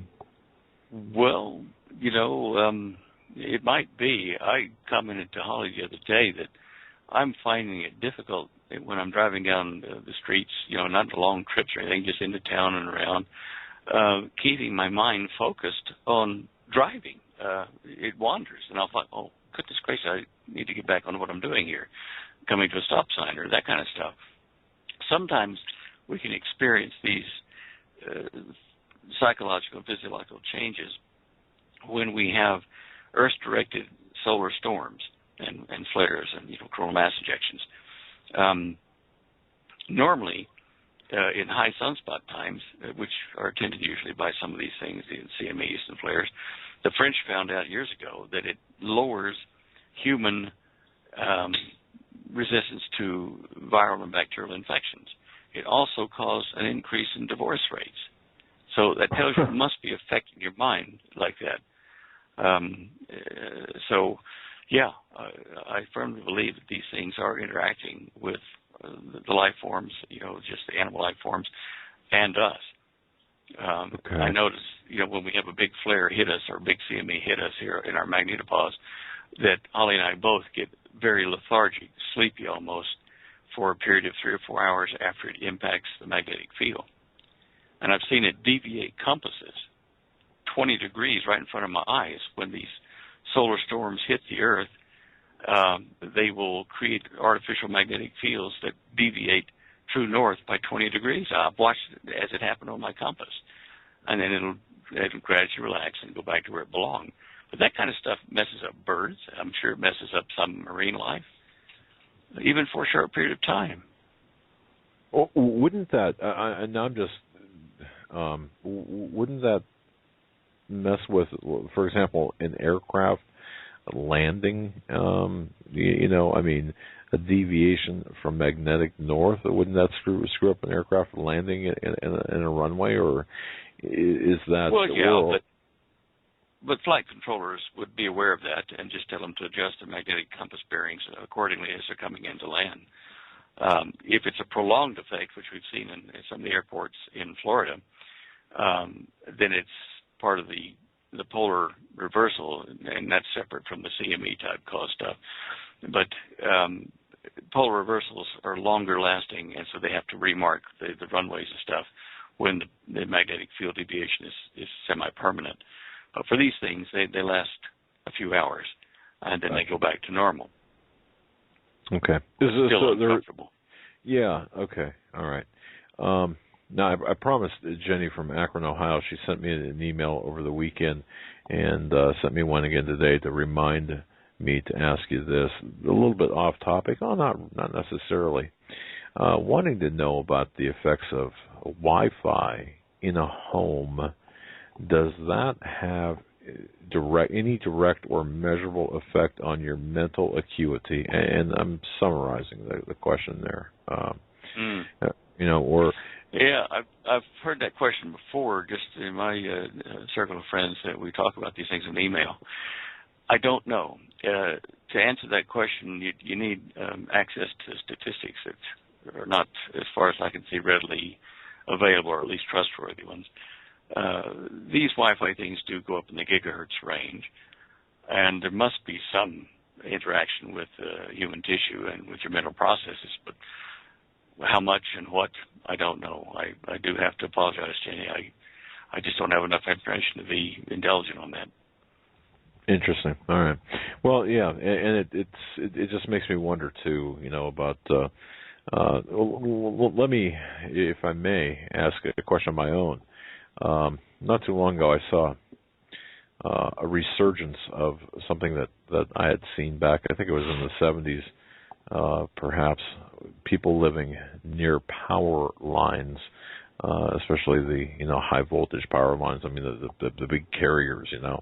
Having a lot of both mental and physical effects, supposedly from these power lines. Any truth to that? Like if you live in a house, near power lines, for example, any reliable studies on the higher incidence of medical problems or mental problems, either one? Yeah, 20 years ago or so, maybe longer, Robert Becker wrote a book on the body electric and the effects of magnetic and electric fields on living tissue, animals and people. And surprisingly, he found that people who lived under these high power lines, if they were right under it, right in close to it, were not affected, as much as people, say, 100 feet away. There was like a distance factor where it was very harmful, but within that distance or beyond that distance, it didn't affect the cells as much. I mean, he used living cells in petri dishes and watched them migrate quickly from one side of the petri dish to another, depending upon where he stood underneath these power lines. It's an interesting book, The Body Electric. I think he called it something like that. Say again? Yeah, Holly said that's the one, The Body Electric. And I think you can probably see it still on like Amazon or on the, Wikipedia or something. And it's been years since I read the book, but I was really impressed with the studies they did. To find out the physiological effects on humans exposed to, megahertz frequencies, and then eventually, of course, the gigahertz range. And, getting back to that Wi-Fi broadcast in your home or in a cafe, it's like the same argument about your cell phone to your ear while it's connecting. Are the frequencies you're being exposed to, they're producing cancer in the tissue of your ear or your skin or your brain? The studies are still at odds with each other about whether it happens or not. I just can't believe that our bodies don't interact with these electromagnetic fields in some way or another, whether it's good or bad. We can't be in a new field like that without having some interaction with our tissue and our thought processes. Very interesting. My opinion. Anyway. Well, yeah, I don't know whether this is just me, psychological. I don't quite even know how to explain this, but if I'm in an area, for example, a rural area where there's no Wi-Fi, there's no interferences, it just seems a little bit different. I have a different feeling if I'm out in the middle of we'll say a nice, like the Poconos, for example, or the Adirondacks, where there's not a lot of electrical interference, not a lot of stuff going through the air. It has a different feel to it. I'm not sure if I'm describing that properly, but versus someplace where there's a lot of electrical stuff going on and Wi-Fi and other things, it just has a different feel to it. And I'm not sure if that's just a psychological thing, if I'm psyching myself out, so to speak, or if there is a difference. I've noticed being like if you're out camping or something like that, if you take your shoes off and walk over the dirt, there's a different feeling, like I don't know, if you're not walking on sharp rocks and stuff, but it's a different feeling, like a calming thing, like you're kind of connected more with the earth rather than being insulated by the various shoes we wear. I sometimes wonder if it's better, to be barefoot. I mean, even the good Lord told Moses up on the mountain, slip off your thong, your shoes, slip them off and scoot your feet through the dirt coming over to me. Don't lift them up and walk, but scoot, like slide your feet. And that was because the electric field was so great where God's presence was manifesting before Moses. So there's a biblical reference to a difference in our body and the electric field around us if we're barefoot or not. Wow. Yeah. Huh. Okay. We have of course for cattle standing around a power line, it's not too good when it gets them. Go into a Holly's question. just telling me there was a study that said that people who go barefoot are happier and healthier. I don't know where that report was, but I think she did say that to me a few weeks back, and it's true. I mean, that's why Holly's such a happy people. She's always barefoot around here. In the kitchen, barefoot. Yes. There you go. Making rude signs at me there. I knew where you were going. I saw what you did there. I knew where you were going. Don't finish. You gotta laugh. Yeah, absolutely. In these heavy times, emotional times, I mean, so much.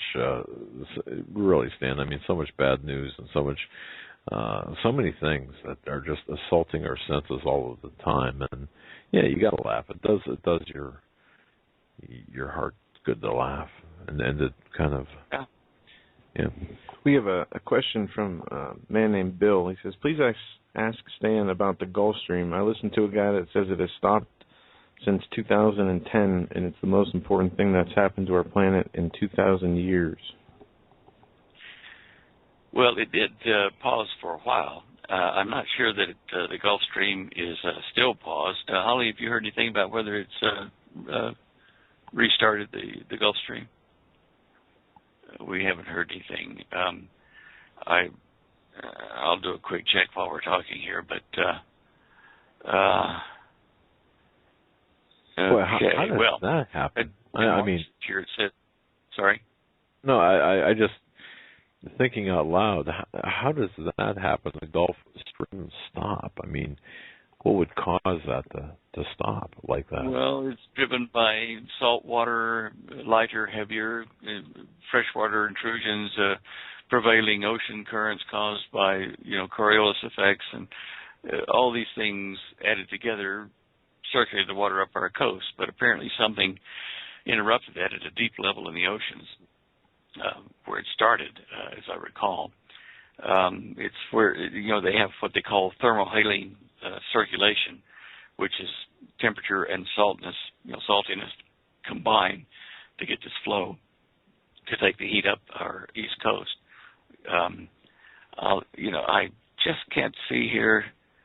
Okay, global warming, it says here. This is Washington Post, March this year, saying that global warming is now slowing down the circulation of the oceans with potentially dire consequences. And that's certainly true because it affects weather on a large scale and then hence crop growth and commerce. But,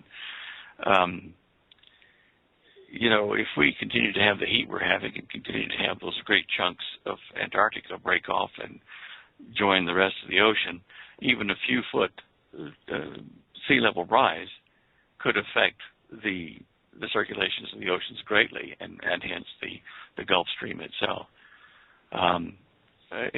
While we're talking here, if I find any changes in the Gulf Stream other than slowing down now, I'll let you know.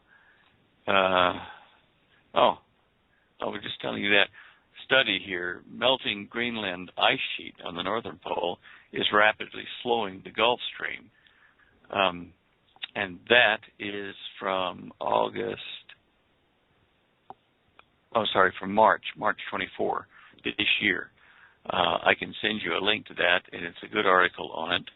I'll just put that in your chat room in a second here, if I can get it to drop over there. There it is.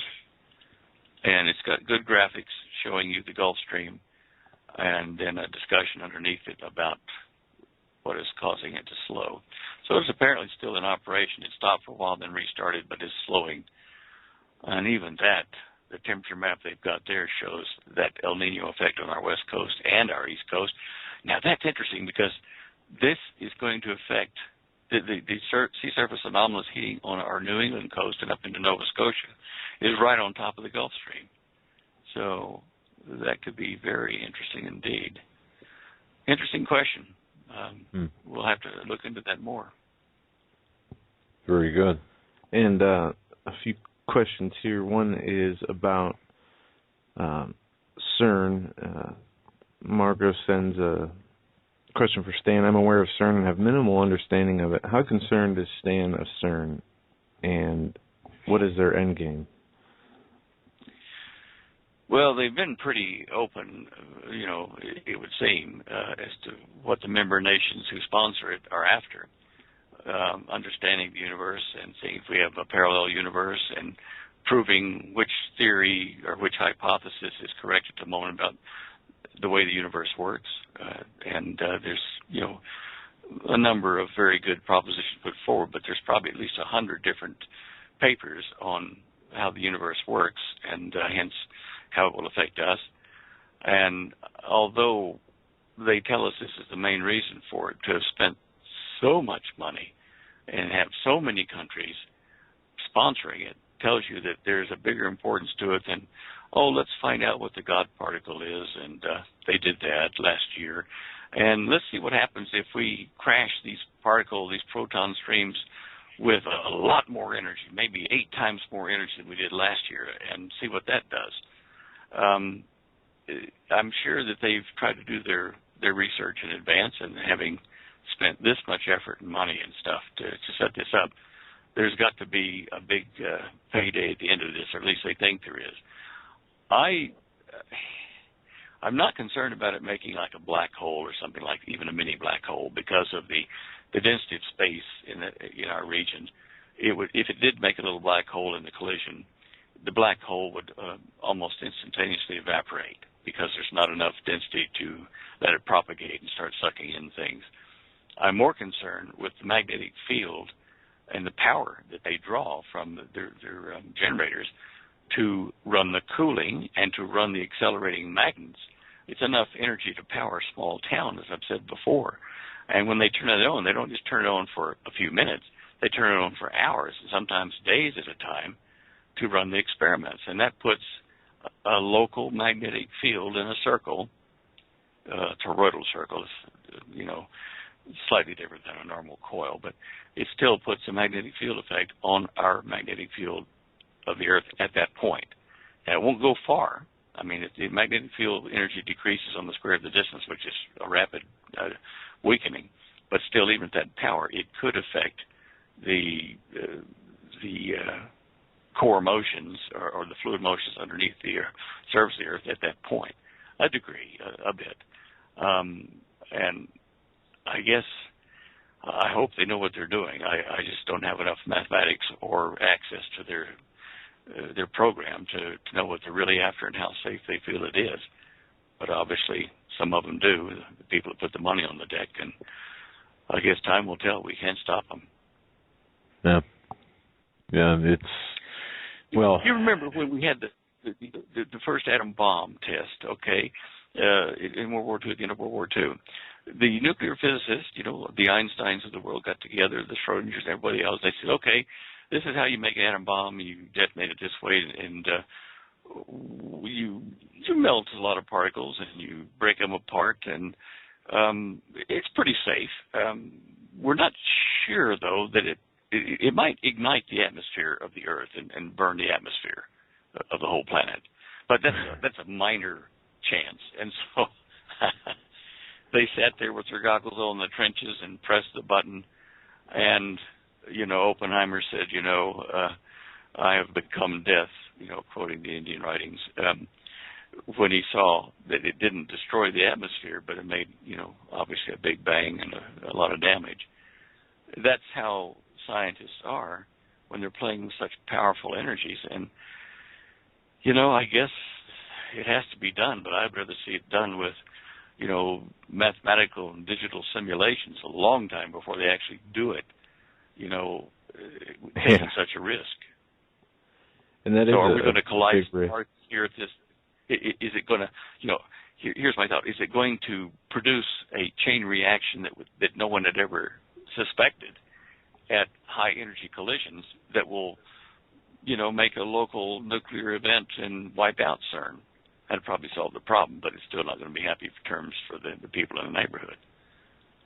Yeah, that would definitely be a downturn in the property values there, I suspect. But but being realistic about it, the mass involved in it, it's like micrograms. I mean, it's protons rather than even whole atoms.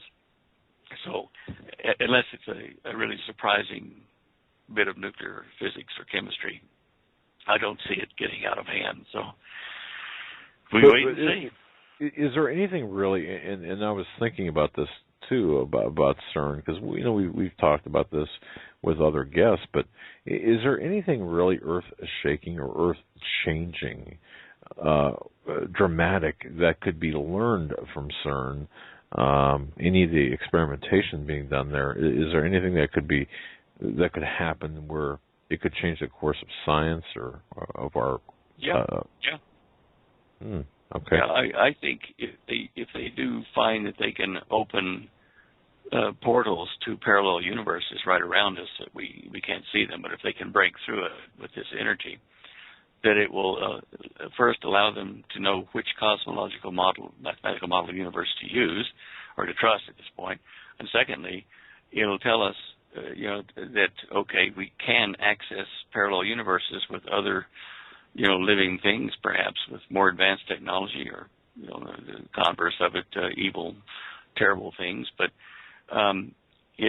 it would allow us to then look at things like warp drive to leave our universe, travel in a parallel universe for a much shorter time, come out of that universe back into ours, and be 100 light years away in a few minutes. That might be the way some of these alleged flying saucers from aliens, etc., appear to blink out and are gone, and then re-blink in hundreds or thousands of miles away. And it might be the way that they allegedly travel from their star system to ours in a few days instead of years at light speed. So, yeah, there are a number of things that we can gain from that. I just hope that the rewards justify what they've spent on it. Yeah, I'm there with you. Oh man, the cost of that. I mean, do you have any ideas or estimates of how much money has been poured into? It's got to be a few $100 anyway. Yeah, into CERN. Yeah, a few here and there. I remembered it was a few, probably hundreds of billions. I don't think it was trillions. But we did mention that at one time. I think They figured last year that they ran about a little over $13 billion to set up the experiment to find the Higgs boson, the God particle. But they operate on a budget of about $1 billion a year now. Inflation would probably be about $1.5 billion or something like that. But that's big dollars to take that risk. Yeah, I guess so. Hey, listen, okay. I got an email from one of your listeners, saying, hey, look at the earthquake swarms at the eastern side of California near Volcano Peak and Volcano Butte, which is, it's above the Salton Sea considerably. But anyway, they said, what do you think? Is it a volcano, extinct volcano there at Little Lake, California? Is it going to erupt? So I went over and had a look at it, and I've put those two pictures I snapped off of Google Earth for the China Lake earthquake swarm. You'll see them down at row 3, pictures 2 and 3. And if you go to those, you'll see an interesting thing. Certainly the Crater Lake, or not the Crater Lake, the Little Lake volcanic dome is to the west of something called China Lake, where, surprise, surprise, the Navy has their weapons test center. And the earthquake swarms they're talking about, or swarm, is right almost dead smack in the middle of the area called the Naval Weapons Center at China Lake. Now, are they tunneling under that particular little mountain? Were they testing a new device that made a lot of aftershocks in that area? My first thought was not volcano erupting, but China Lake doing some experimenting. The size of those earthquakes are like, majority of them pretty small, under Richter 3, which could be mine or blasting, quarrying, that kind of stuff underground. Maybe they're building a new tunnel complex there and they're blasting these things and we're seeing the earthquakes as a result of it. But, for that listener, I did a lot of research trying to figure this out, and I don't think that we're looking at a volcano in that particular little ridge or butte that comes out about 8 miles east of the Little Lake caldera there in California, or crater from the volcano. Anyway, I did do the weapons research thing for the guy to see what was happening. And I'm not too concerned about it, other than I wonder what they're blowing up under there, and that's it. So, question answered, I hope. Certainly is a swarm to the north and south, especially to the south of that area. It's clustered around there. If you go onto Google Earth and zoom in on that area, you can have USGS give you a link for putting it on Google Earth and get live images of it relatively quick. And zoom in and put it on elevated pictures and rotate around that, and you'll see it's very concentrated into that one little plateau, and there's 2 roads that lead into it from the rest of the China Lake facility for the Navy there. When you get just slightly east of it, a few hundred feet, get zoomed in close, you want to see trucks and planes and stuff, it changes to a restricted map, and certain parts of it are blacked out. I think I'd put my money on testing of some sort there. Wouldn't the signatures of the wouldn't the earthquakes have a different signature to them? Sure. Okay. Sure. That's why seismologists review these automatic feeds to see whether they're man-made or natural or, reflections rather than a real quake. But the pattern, the wave pattern that comes out of these, normally like blast-related things, have a different curve to them, different envelope than a normal seismic fault release or, underneath a volcano type release. Gotcha. I had another one of your listeners write in, Gary, saying he's been tracking the space station, where it appears on the horizon, how long it stays in view, and he's up in Washington and Spokane, and I'm still looking at his data. It's kind of early days, but he's saying that it's in unusual positions in the heavens. He's been watching it for a while, and unusually long visibility in the northern hemisphere, and you want to know why would they position the space station like that. And of course, I have no answer for that, but I did look at it, Gary, and it is an interesting observation. Just one of them that I can't really answer yet. I don't know. Gotcha. All right. Well, we've reached the end of the top of the hour, and Stan, if there's anything else you'd like to talk about, we can let you get into that, or you and Holly enjoy your evening. And thanks again for a wonderful, information-packed hour. Yeah, we covered a lot of ground. Yeah, it's surprising, isn't it? It's, couldn't answer them all, but we tried. Hey. Yeah, indeed. Well, God bless you, my friend. Thanks so much for being part of our Tuesday nights and for all of the information that you've given us.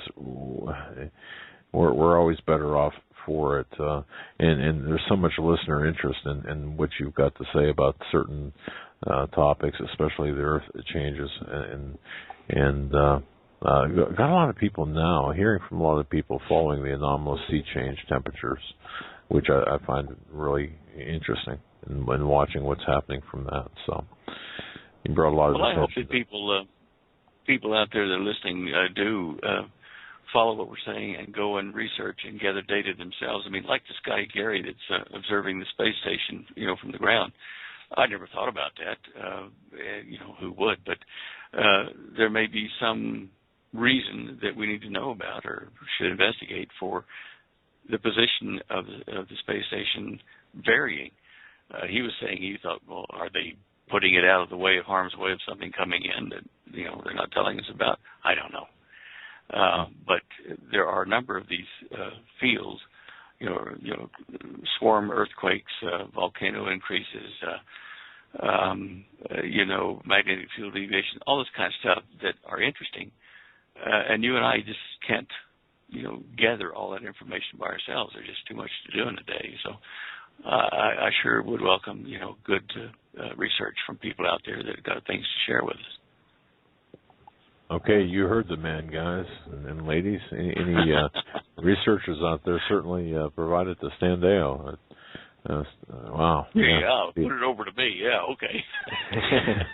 Just dump it on over there. No, as if you don't have enough to do. But, no, again, as always, we appreciate your time that you spend. Listeners love asking you these questions, and I can't wait for Tuesday nights to ask their questions about these topics. So thank you so much, and again, thank Holly for sharing you with us, and we really appreciate it. So, thank you, guys. And parting note: tomorrow CERN starts its for real 13 tera, whatever thingy collisions that it's been getting ready for. So it's actually turning on the experiments tomorrow. So let's see what happens tomorrow, guys. Until then, until next week. Hey, have a good evening. All right. You too, Stan. God bless you. Thank you, brother. God bless. Take care. Bye-bye. All right, we're going to take a quick break, but we're going to, on the other side of this break, we're going to take phone calls at 661-244-9839. That's 661-244-9839. If you have any questions, comments, concerns, give us a call, and we will take the calls right after this commercial break. Stay with us. 2nd, 2015.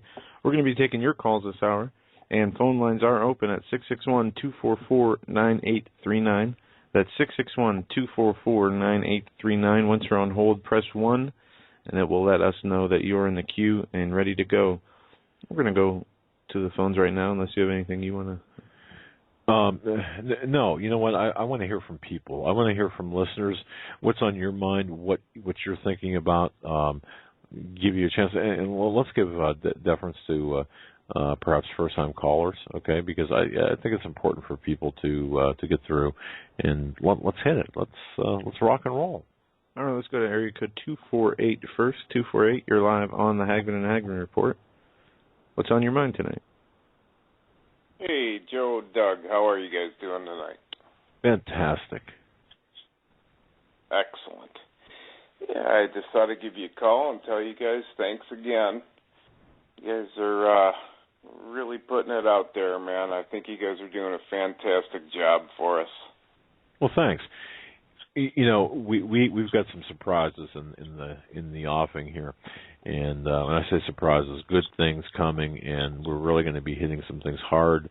I'll just leave it at that, and so stay tuned, buckle up, because it's going to be, as times get rough.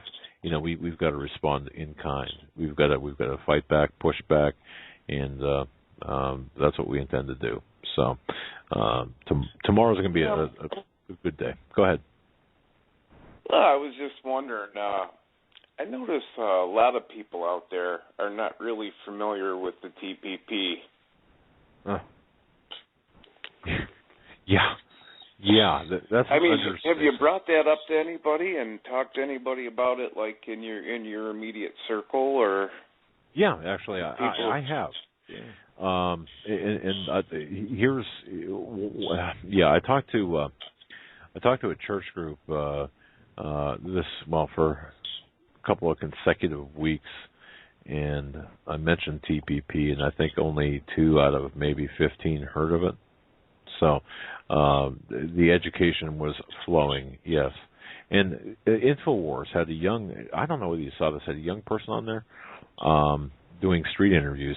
But wherever he was doing those interviews, my goodness, it looked like, I don't know. The demographic was, pretty much everyone was young, and they were all tattooed up, all pierced up. It looked like, I don't know, maybe UC Berkeley. I don't know, but not too many people have heard of it. And those people who have say it's a conspiracy theory, or a lot of them do that, have said that. But the bottom line is the TPP is something that we have to understand. And Paul McGuire is going to be talking about this too, because this is an integral part of the globalist push takedown here of the United States, the Trans-Pacific Partnership. This is coming full speed ahead. You got it, brother. And if people, if everyone gets educated and finds out what's going on with this, people are going to start trying to stop this.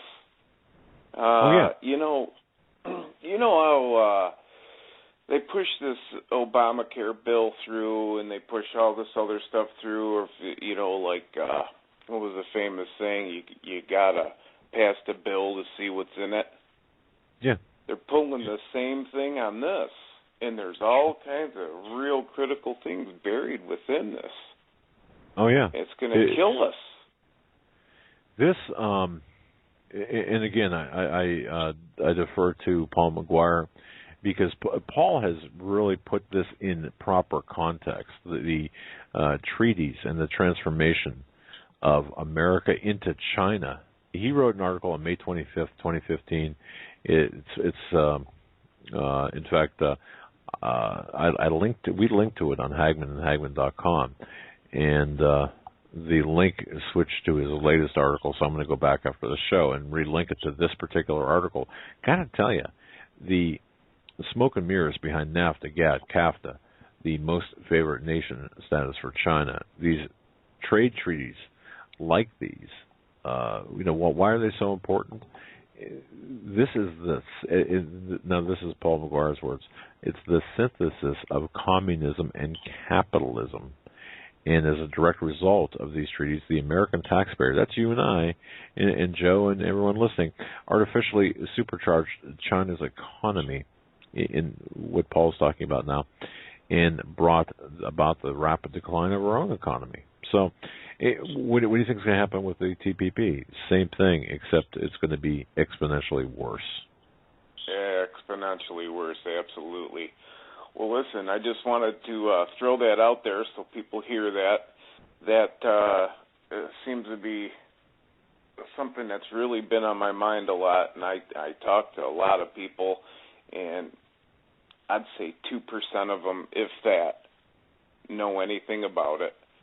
And you guys swing a pretty big stick, and a lot of people listen to you, so I think that this would be a real good, hot and heavy topic to cover. As you said, Paul's going to be covering it. I hope a lot of people listen to it, because this is really important for the future of our children and ourselves even, because like you said, it's going to hit exponentially we're going to feel the effects of it, and our children are going to be devastated if this goes through.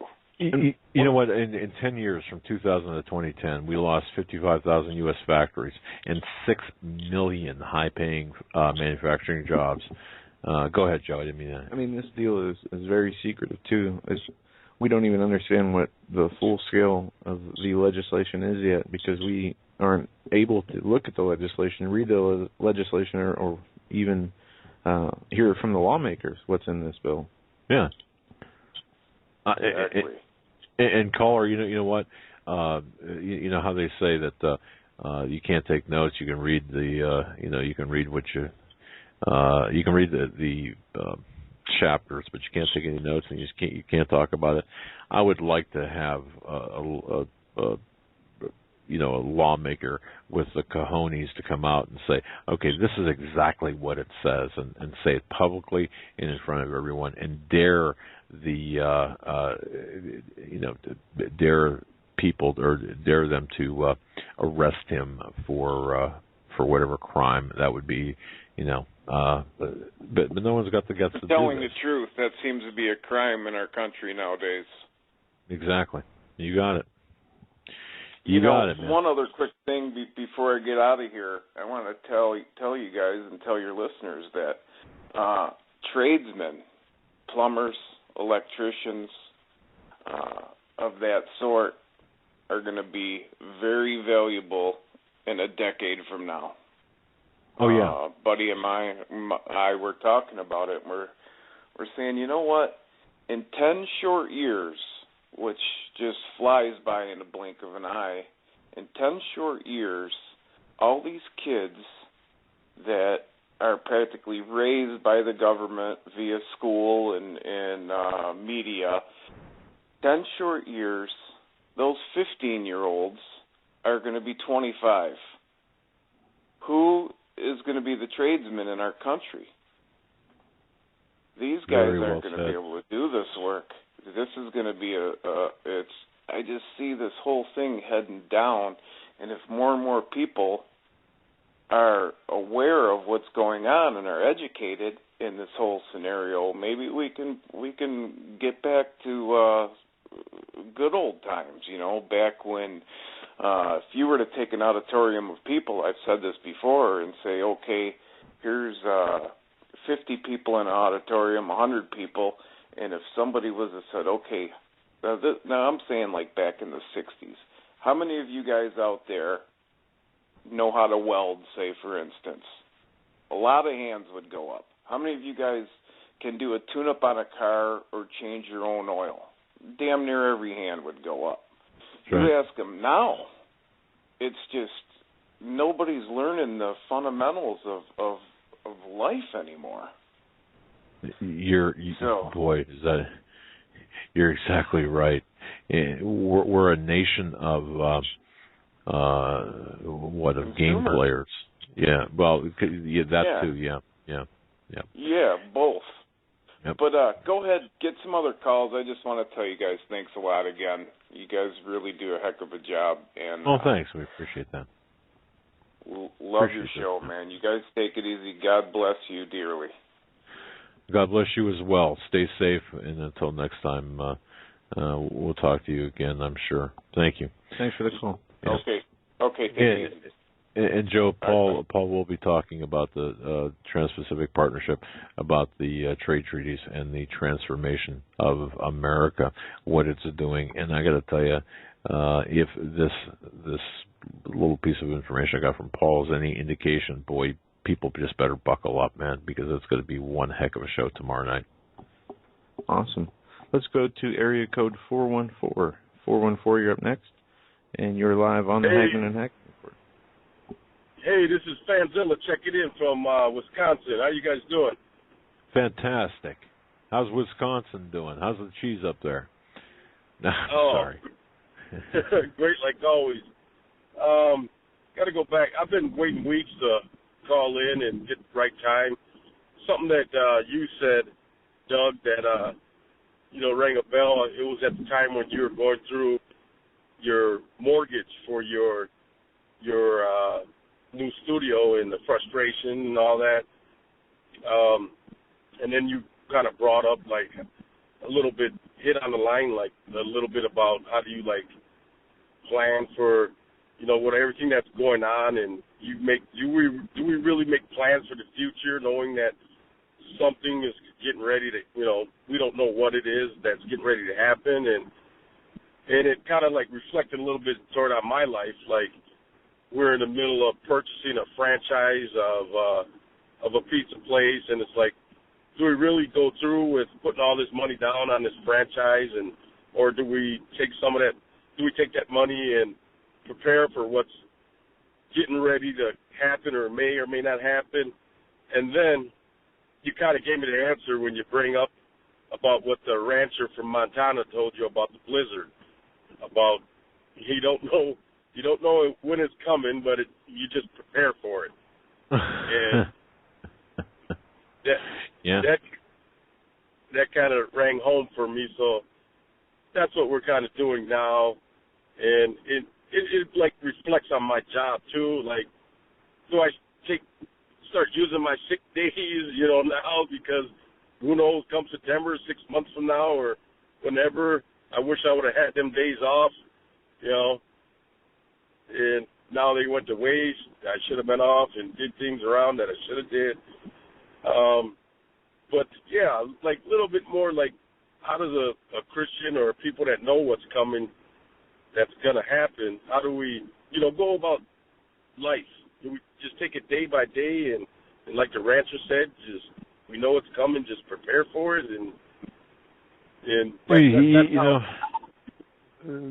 that's really a great topic, because I think it affects, what you just brought up affects every single person, regardless of what they do, where they do it, their personal religious beliefs. I mean, I mean their doctrinal beliefs, I should say. But the bottom line to me is this: we know bad things are on the horizon, and I think, as Proverbs say, you know, a wise man sees trouble ahead and makes way for it. You know, prepares for it. However, we cannot suffer from the paralysis of analysis or any type of fear. I think we've got to be bold in our actions, and we have to go forward. But I think we have to do it strategically and with as much knowledge as possible. That's just my view. You know, we're operating on 100% faith in what we're doing, and praying, asking God for guidance, and trying to be obedient every step of the way. I don't know if that helps you, but man, you know, that's, you know. Right. And then you're right about that. Yeah, day by day, prepare for it, and smart man, he sees and hides himself. Another thing is that it'd be really nice to see, like, you, Doug, Joe, I get you and the son mixed up, Junior, like Steve Quayle, Nathaniel Leal, like the regulars, Stan Deyo, Pastor Langford. It'd be nice to have like an all-star convention with you guys, like the hardcore Hagmans and Dave from the Common Sense Show. It'd be nice to have a convention where it's like the all-stars, like the top 10, and we could come for like 2 days and just discuss different topics. That'd be really nice sometime this summer, or if something's coming up. I'd love to hear it. That would be great. You know, thanks for bringing that up. There have been a couple of other people who have asked us, and as a matter of fact, Coach Dave Dobmeyer,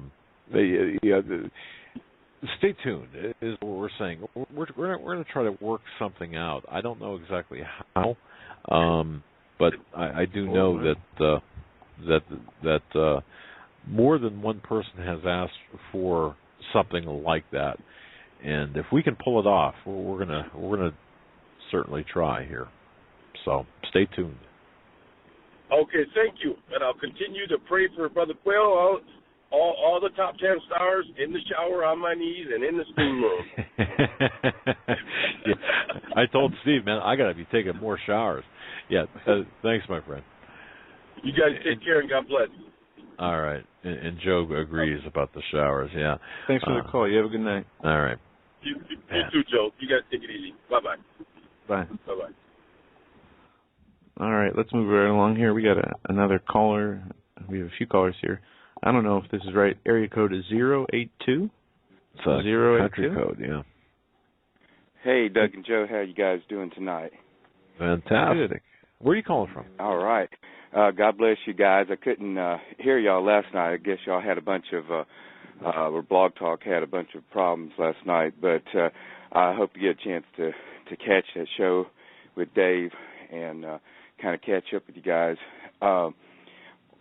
God's put a lot of things on my mind, and you guys, hearing these critical last minutes of world history that we're in,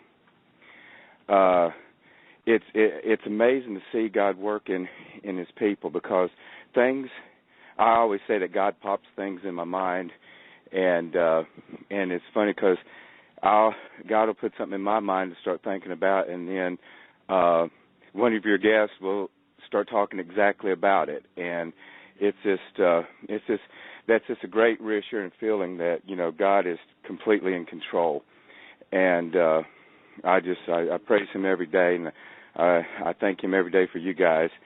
There's so many things, as I always call in, there's so many things I'd like to talk about. First of all, Doug, I just wanted to tell you I was actually going over an old email database that I had back in the day. We're talking about the early 2000s, where I'd sent you some emails concerning how the Iraq War was wrong and everything. And back then, you know, you've talked about, you know, you're a little more gung-ho, maybe a little more mainstream conservative, and I would call and say, just check into this, you know, Doug, just check into that, and it's just great to see that how God's just really strengthened you and Joe also, and put you guys up on the forefront of getting the truth out. And you know, everybody's got their journey, but I remember back in the day, I would get a little frustrated when I'd go to Northeast Intelligence Network and see some of the things that you were talking about. It's like, I knew you were a good man, but, you know, I guess because of the spin of 9/11 and Fox News and all that, so, you know, they were really muddy in the waters back then, and a lot of good people were getting kind of sidetracked from the truth. But I wanted to say how great it was to just see your, you know, I hate to use the word evolution, but I hate to use progress because all those words denote the whole Obama thing, but just see you. Maturity. You know, how's that? Yeah, mature. Let's use that word. That's a good one. Thank you, Doug. And just really see things. And one of the things I want to talk about, I've called in before, you know, and to hear Steve the other night talk about, you know, I've called in saying we need to quit paying our tax. We should not be paying taxes to Mystery Babylon and feeding the beast. I've got a saying that says, you know, instead of feeding the beast, let's start bleeding the beast. And I'm not meaning in a war-like thing or physical combat, but, you know, we need to quit. I mean it in that we need to take its resources away. We need to take our sons and daughters away from the military machine for this new world order, and we need to take the money out. We need to, you know, they'll just print it up anyway, but we need to take it out. And it was my heart just filled with gladness when I heard Steve the other night say that, you know, we've got to quit paying in, you know, he didn't say it, come out right and say it, but, you know, he says we're still paying taxes into the Mystery Babylon system. And, you know, the time's really coming up now where it's the make or break, because we're going to be outlaws. We're going to be outside of this world antichrist, world government law, because we believe in the sanctity of marriage between a man and a woman. We don't go along with, and we're not going along with all this political correct stuff that goes against the Bible. So I just think my God has put it on my heart to let all your listeners know that to prepare. And I know that you guys are already doing that, so I'm reiterating it. But to prepare to be taken out of their comfort zones. Okay, God's going to take us out of His comfort zone. And one thing that his name's slipping my mind right now, but the man the other night with Steve was talking about is that we all debate whether or not we should stay or go, and we got to move when God tells us. But for me, when I've read the book of Revelations, God gives a direct command to His people to say, and He says, "Come out of her, my people." And I guess that you guys, from what I could tell, having Steve on everything, that that you're in agreement that the United States is Mystery Babylon, and God's given us a direct order. And I understand the movement of the Holy Spirit, but when you have it in black and white from Jesus Himself, because Revelation was dictated to John from Jesus Himself, that when the time came, we have to come out of her, and right. And so that's kind of a direct command. That, and let me ask you something, Doug and Joe. I'm just looking not in a military context as far as trying to fight that kind of stuff, but I see everybody saying, well, we're going to do what we're going to do, but shouldn't we all get together at some point? And even if the Antichrist follows us and takes us out, well, we're with God and Jesus into eternity. But I see a lot of people, they're going to hold out, and they're going to be in their little place, and everybody's separated, and we're all just going to wait for them to come to our houses or whatever, or if we make it out to the woods or to the wilderness. Shouldn't God's people come together and come out of her like they did when God called brought the Jews out of Egypt? I mean, let me ask you this: do you guys think that kind of time is coming? Yeah, I'm going to answer this real quick and then toss it to Joe. What I see taking place is a natural movement toward that, toward exactly that. In other words, you're going to see conditions develop where God's remnant will come out and become one. Okay, now it's going to be a supernatural, divinely supernatural event that'll take place, and perhaps some people might say, look, I'm leaving, I don't know where I'm going, and then meet up with other like-minded individuals and form this cohesive remnant. That's what I see taking place at a certain time. Joe, what do you see? I mean, I agree with what the caller said. I believe that there will be a period of time where it'll be like when the Israelis left Egypt and were in the wilderness. Then I understand exactly what you're saying, caller, with everybody, in a different spot in their walk and in their journey. But I believe that the Lord will bring that together at the time He needs, and will have a supernatural dropping or giving of the Holy Spirit into His people. And I think that will come at the time when, we are all scattered about, when we are being persecuted and oppressed. Yeah. Okay. That's comforting to hear, because I watch the chat room and see what people are saying, and I hear things, and I hear, I listen to Alex Jones, and I listen to some other things, and it just seems like to me it just doesn't seem like a good strategy that everybody just kind of on their own until they come to pick you up to go to FEMA camps. I mean, what I'm saying? That doesn't sound like a great strategy, and I agree with you guys. I mean, God is going to pull His people, at that point, at the perfect time, and pull us together, because we're going to need each other. I mean, all we need is God, but we're going to need each other in those days, because, we won't be able to buy or sell. And that's the next thing. I don't want to hog the time. I would love to talk to you guys for 3 hours, but I know I can't do that. I don't want to be selfish, but I don't want to have you guys all to myself, but it would be great to talk to you guys for hours. Let me ask you guys something about, everybody is feeling something about this impending doom this coming fall, and a lot of talk about September, with the Jade Helm and everything. And you guys, if you guys can add to what I'm about to say, God has put it on my mind, just seeing some of the things, is that Jade Helm is, of course, it's training for martial law. That's obvious. Of course, under any guise of a training exercise, we know that moving assets into place under the guise of an exercise. I mean, they've been doing it. Russia's been doing it, and NATO's been doing it around the Ukraine and calling it an exercise. So we know that it's prepositioning of assets. And everybody's wondering what this event's going to happen. Now, you guys, I think you guys do know, and I know that Rick Wiles said something about it. This coming fall, the BRICS nations' own version of the IMF and their own banking system and SWIFT exchange system goes online. The other thing is that all credit cards, I don't think this is the mark of the beast, but all credit cards and debit cards have to be chipped by September of this year, have to have a microchip, an RFID chip in them.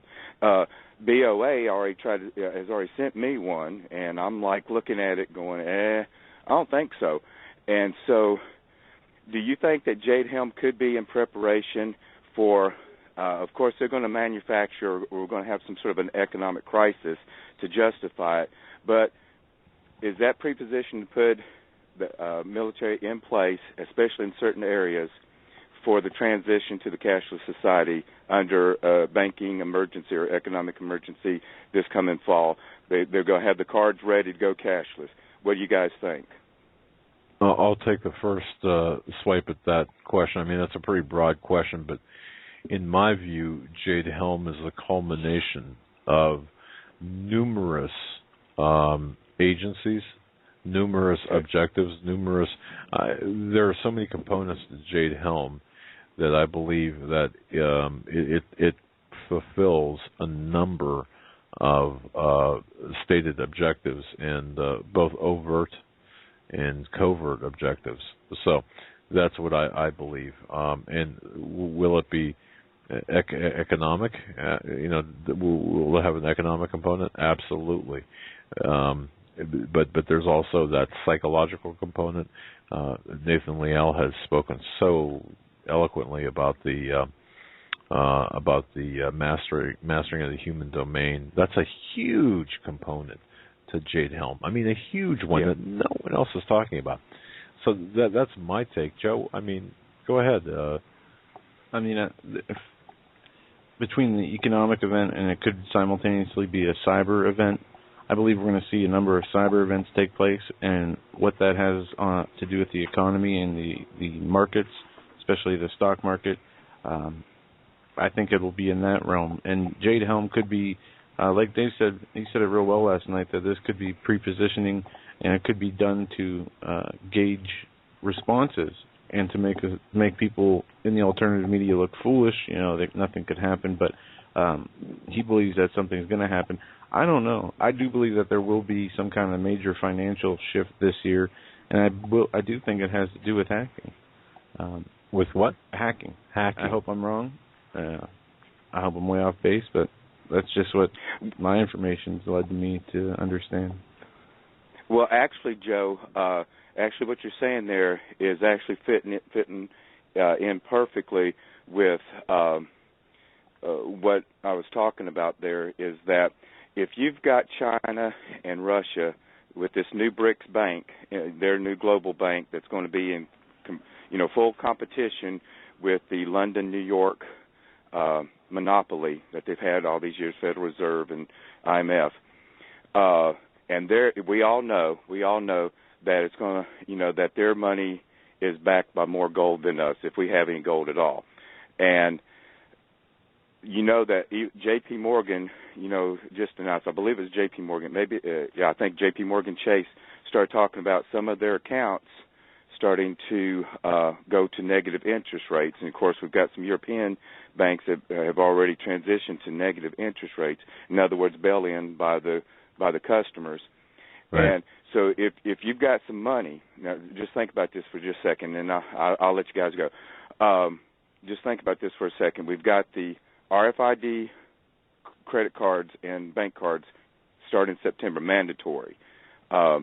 Everybody's going to. If you haven't gotten it yet, people out there listening to me, if you haven't got it yet, their bank will be transitioning to a chipped card in September, by September. So if you've got, say you've got $100,000 and you've got $90,000 in cash under your mattress, in your mattress, and you've got this new banking system that's offering interest rates. We're talking about China and Russia's new bank and that whole BRICS bank, and they're going to pay interest on their accounts, and you got this $90,000 in cash, and your bank here in America saying, hey, you're going to have to pay us to keep an account. What do you think people are going to want to do? They're going to want to move that money over to a bank that's paying interest, and if we have an emergency, whether made up or whether it's triggered, and something that's kind of real but it's triggered by the elites, and they say, hey, you've got a week to get that money back into your account, or you ain't going to have any credit to, if you got $90,000 in the mattress and $10,000 in the bank, and within a week you can only spend $10,000 because the cash is going to be worthless, and you can't move it overseas, or you try to move it overseas, they're going to try to kill cash before people move out of this system and move it over to the new BRICS bank. And I think that's the emergency that's going to bring about martial law to whatever degree in this country that they can make it happen. Is people, that's going to get a lot of the people's attention that have not been paying attention to any of this. When they can't get their money, or they're forced to put it into a bank where they got to pay the bank, and they got to bring their cash in, or they won't be able to use those funds anymore because it's not digits in a bank account in a computer, you're going to have a lot of very upset people. And I think that's what's going to happen this fall, the way it's looking. It's all coming together at the same time. And then next year with the Obamacare, when we know about the RFID mandates in Obamacare, I think we're going to have the cashless society first, and then the mark of the beast is going to be soon to follow to legitimize working inside the system. Very plausible. Joe and I have gone back and forth over exactly what you're talking about. The criminalization of cash is imperative. It's an imperative a part of the plan in order to bring into. I mean, they need a cashless society. So, it's all about control and centralization of power, and this is a big part of it. Bottom line here, the grand or $9,000 or $9 in a mattress, it doesn't matter. It's not going to help you. Now, it may for the first week or 2 weeks or whatever. However, in the long term or even the midterm, it's not going to be of much help. There will be black markets that will emerge, and I can see bartering, and selling, or some sort of system where gold and silver will be used for a period of time, but paper, not so much. So I think you're absolutely right. And you're right on as usual. I mean, I've heard y'all talk about the criminalization of cash, and God's really working on all of us. And I'll let you guys go, open up for other callers. But in everybody's prayer, we need to always add, "Come quickly, Lord Jesus." Amen to that. God bless you, my friend. Thank you for the call. God bless you. Thanks. Have a good night. You too. Joe, just real quick, honest to goodness, I think taking calls is probably my favorite part of the program, listening to what other people have to say. Yeah, it's definitely very insightful, and the perspectives are always interesting. And everyone's opinion is should be heard, or people need to discuss some things that we don't bring out on the show, other people don't bring out, and it's awesome. We're going to go to area code 202. You're live on the Hagmann and Hagmann report. Thanks for holding. Go ahead. You spoke too soon. Well, I have something positive to say, then some critical things. Is that going to be okay or not? Sure. We got we have 6.5 minutes left, so you can take us out. If you want to do the critical things first, go ahead. We're always open to whatever, so go ahead. Okay. My name is Aaron Wilson, and I received Steve Quayle's book about giants, the new updated version of it. And all I can say is it's excellent. It's like a reference book you'd find in a library. It's that sort of quality. So that's the positive thing. Okay. For $40, it seems like a lot for a book, but what Steve delivers is just amazing. And I think he makes a convincing argument for giants, actually. So it's, I checked into it, double-checked the stuff, and I thought, wow, pretty good. Now, the critical stuff. Just want to point out some facts that kind of like fly in the face of your dispensationalism. It's being reported that starting in 2017, the Obama administration is okaying a 50% increase every year in Israel's allowance. It's going to go from 3 to 4.5 billion in military aid. So this idea that Obama is betraying Israel and that means the wrath of God must come down, well, you have this sort of fact, not a belief, fact. So there's the first thing. Secondly, I hear you going on and on about the TPP, but did you know or did you think it would be worth including the fact that it is pushed by a Jewish lawyer guy from San Francisco? Okay, that's the trade representative. If you go to the U.S. Trade Representative.gov, you can learn all about the guy who's pushing TPP.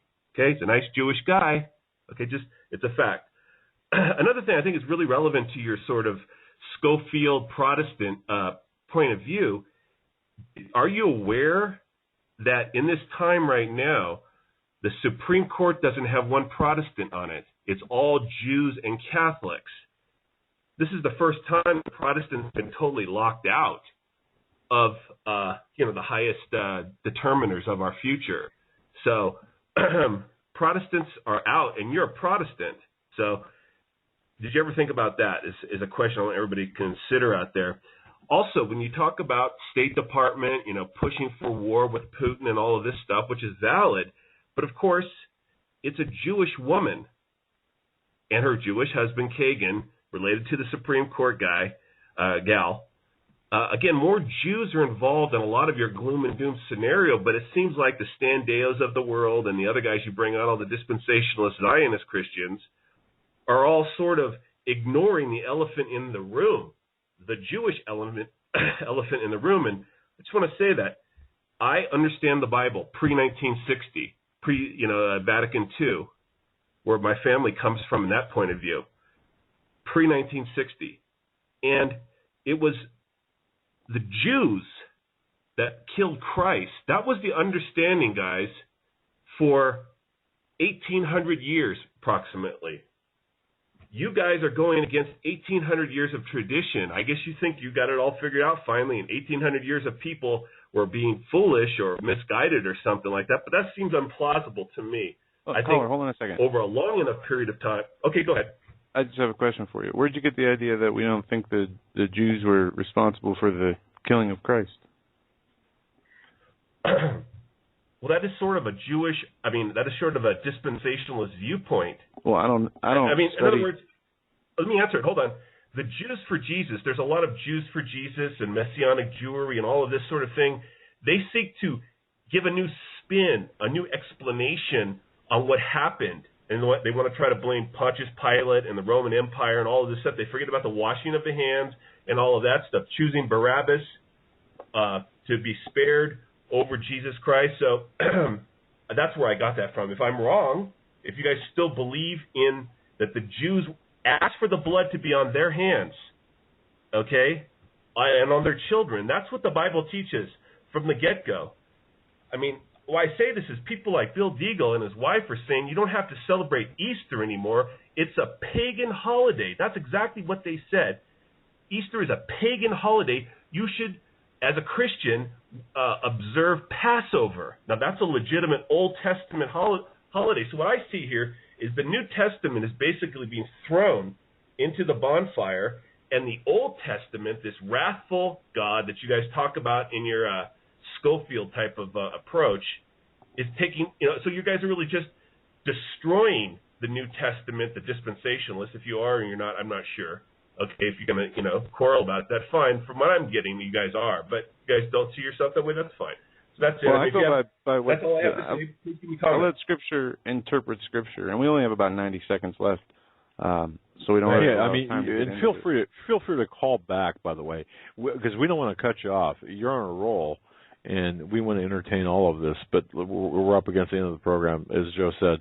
And like Scripture says, it interprets itself. It's of no private interpretation, and I don't know. I urge everybody to keep their hearts and minds open to what the Holy Spirit tells them as they're reading Scripture and praying, and not anything that any man teaches.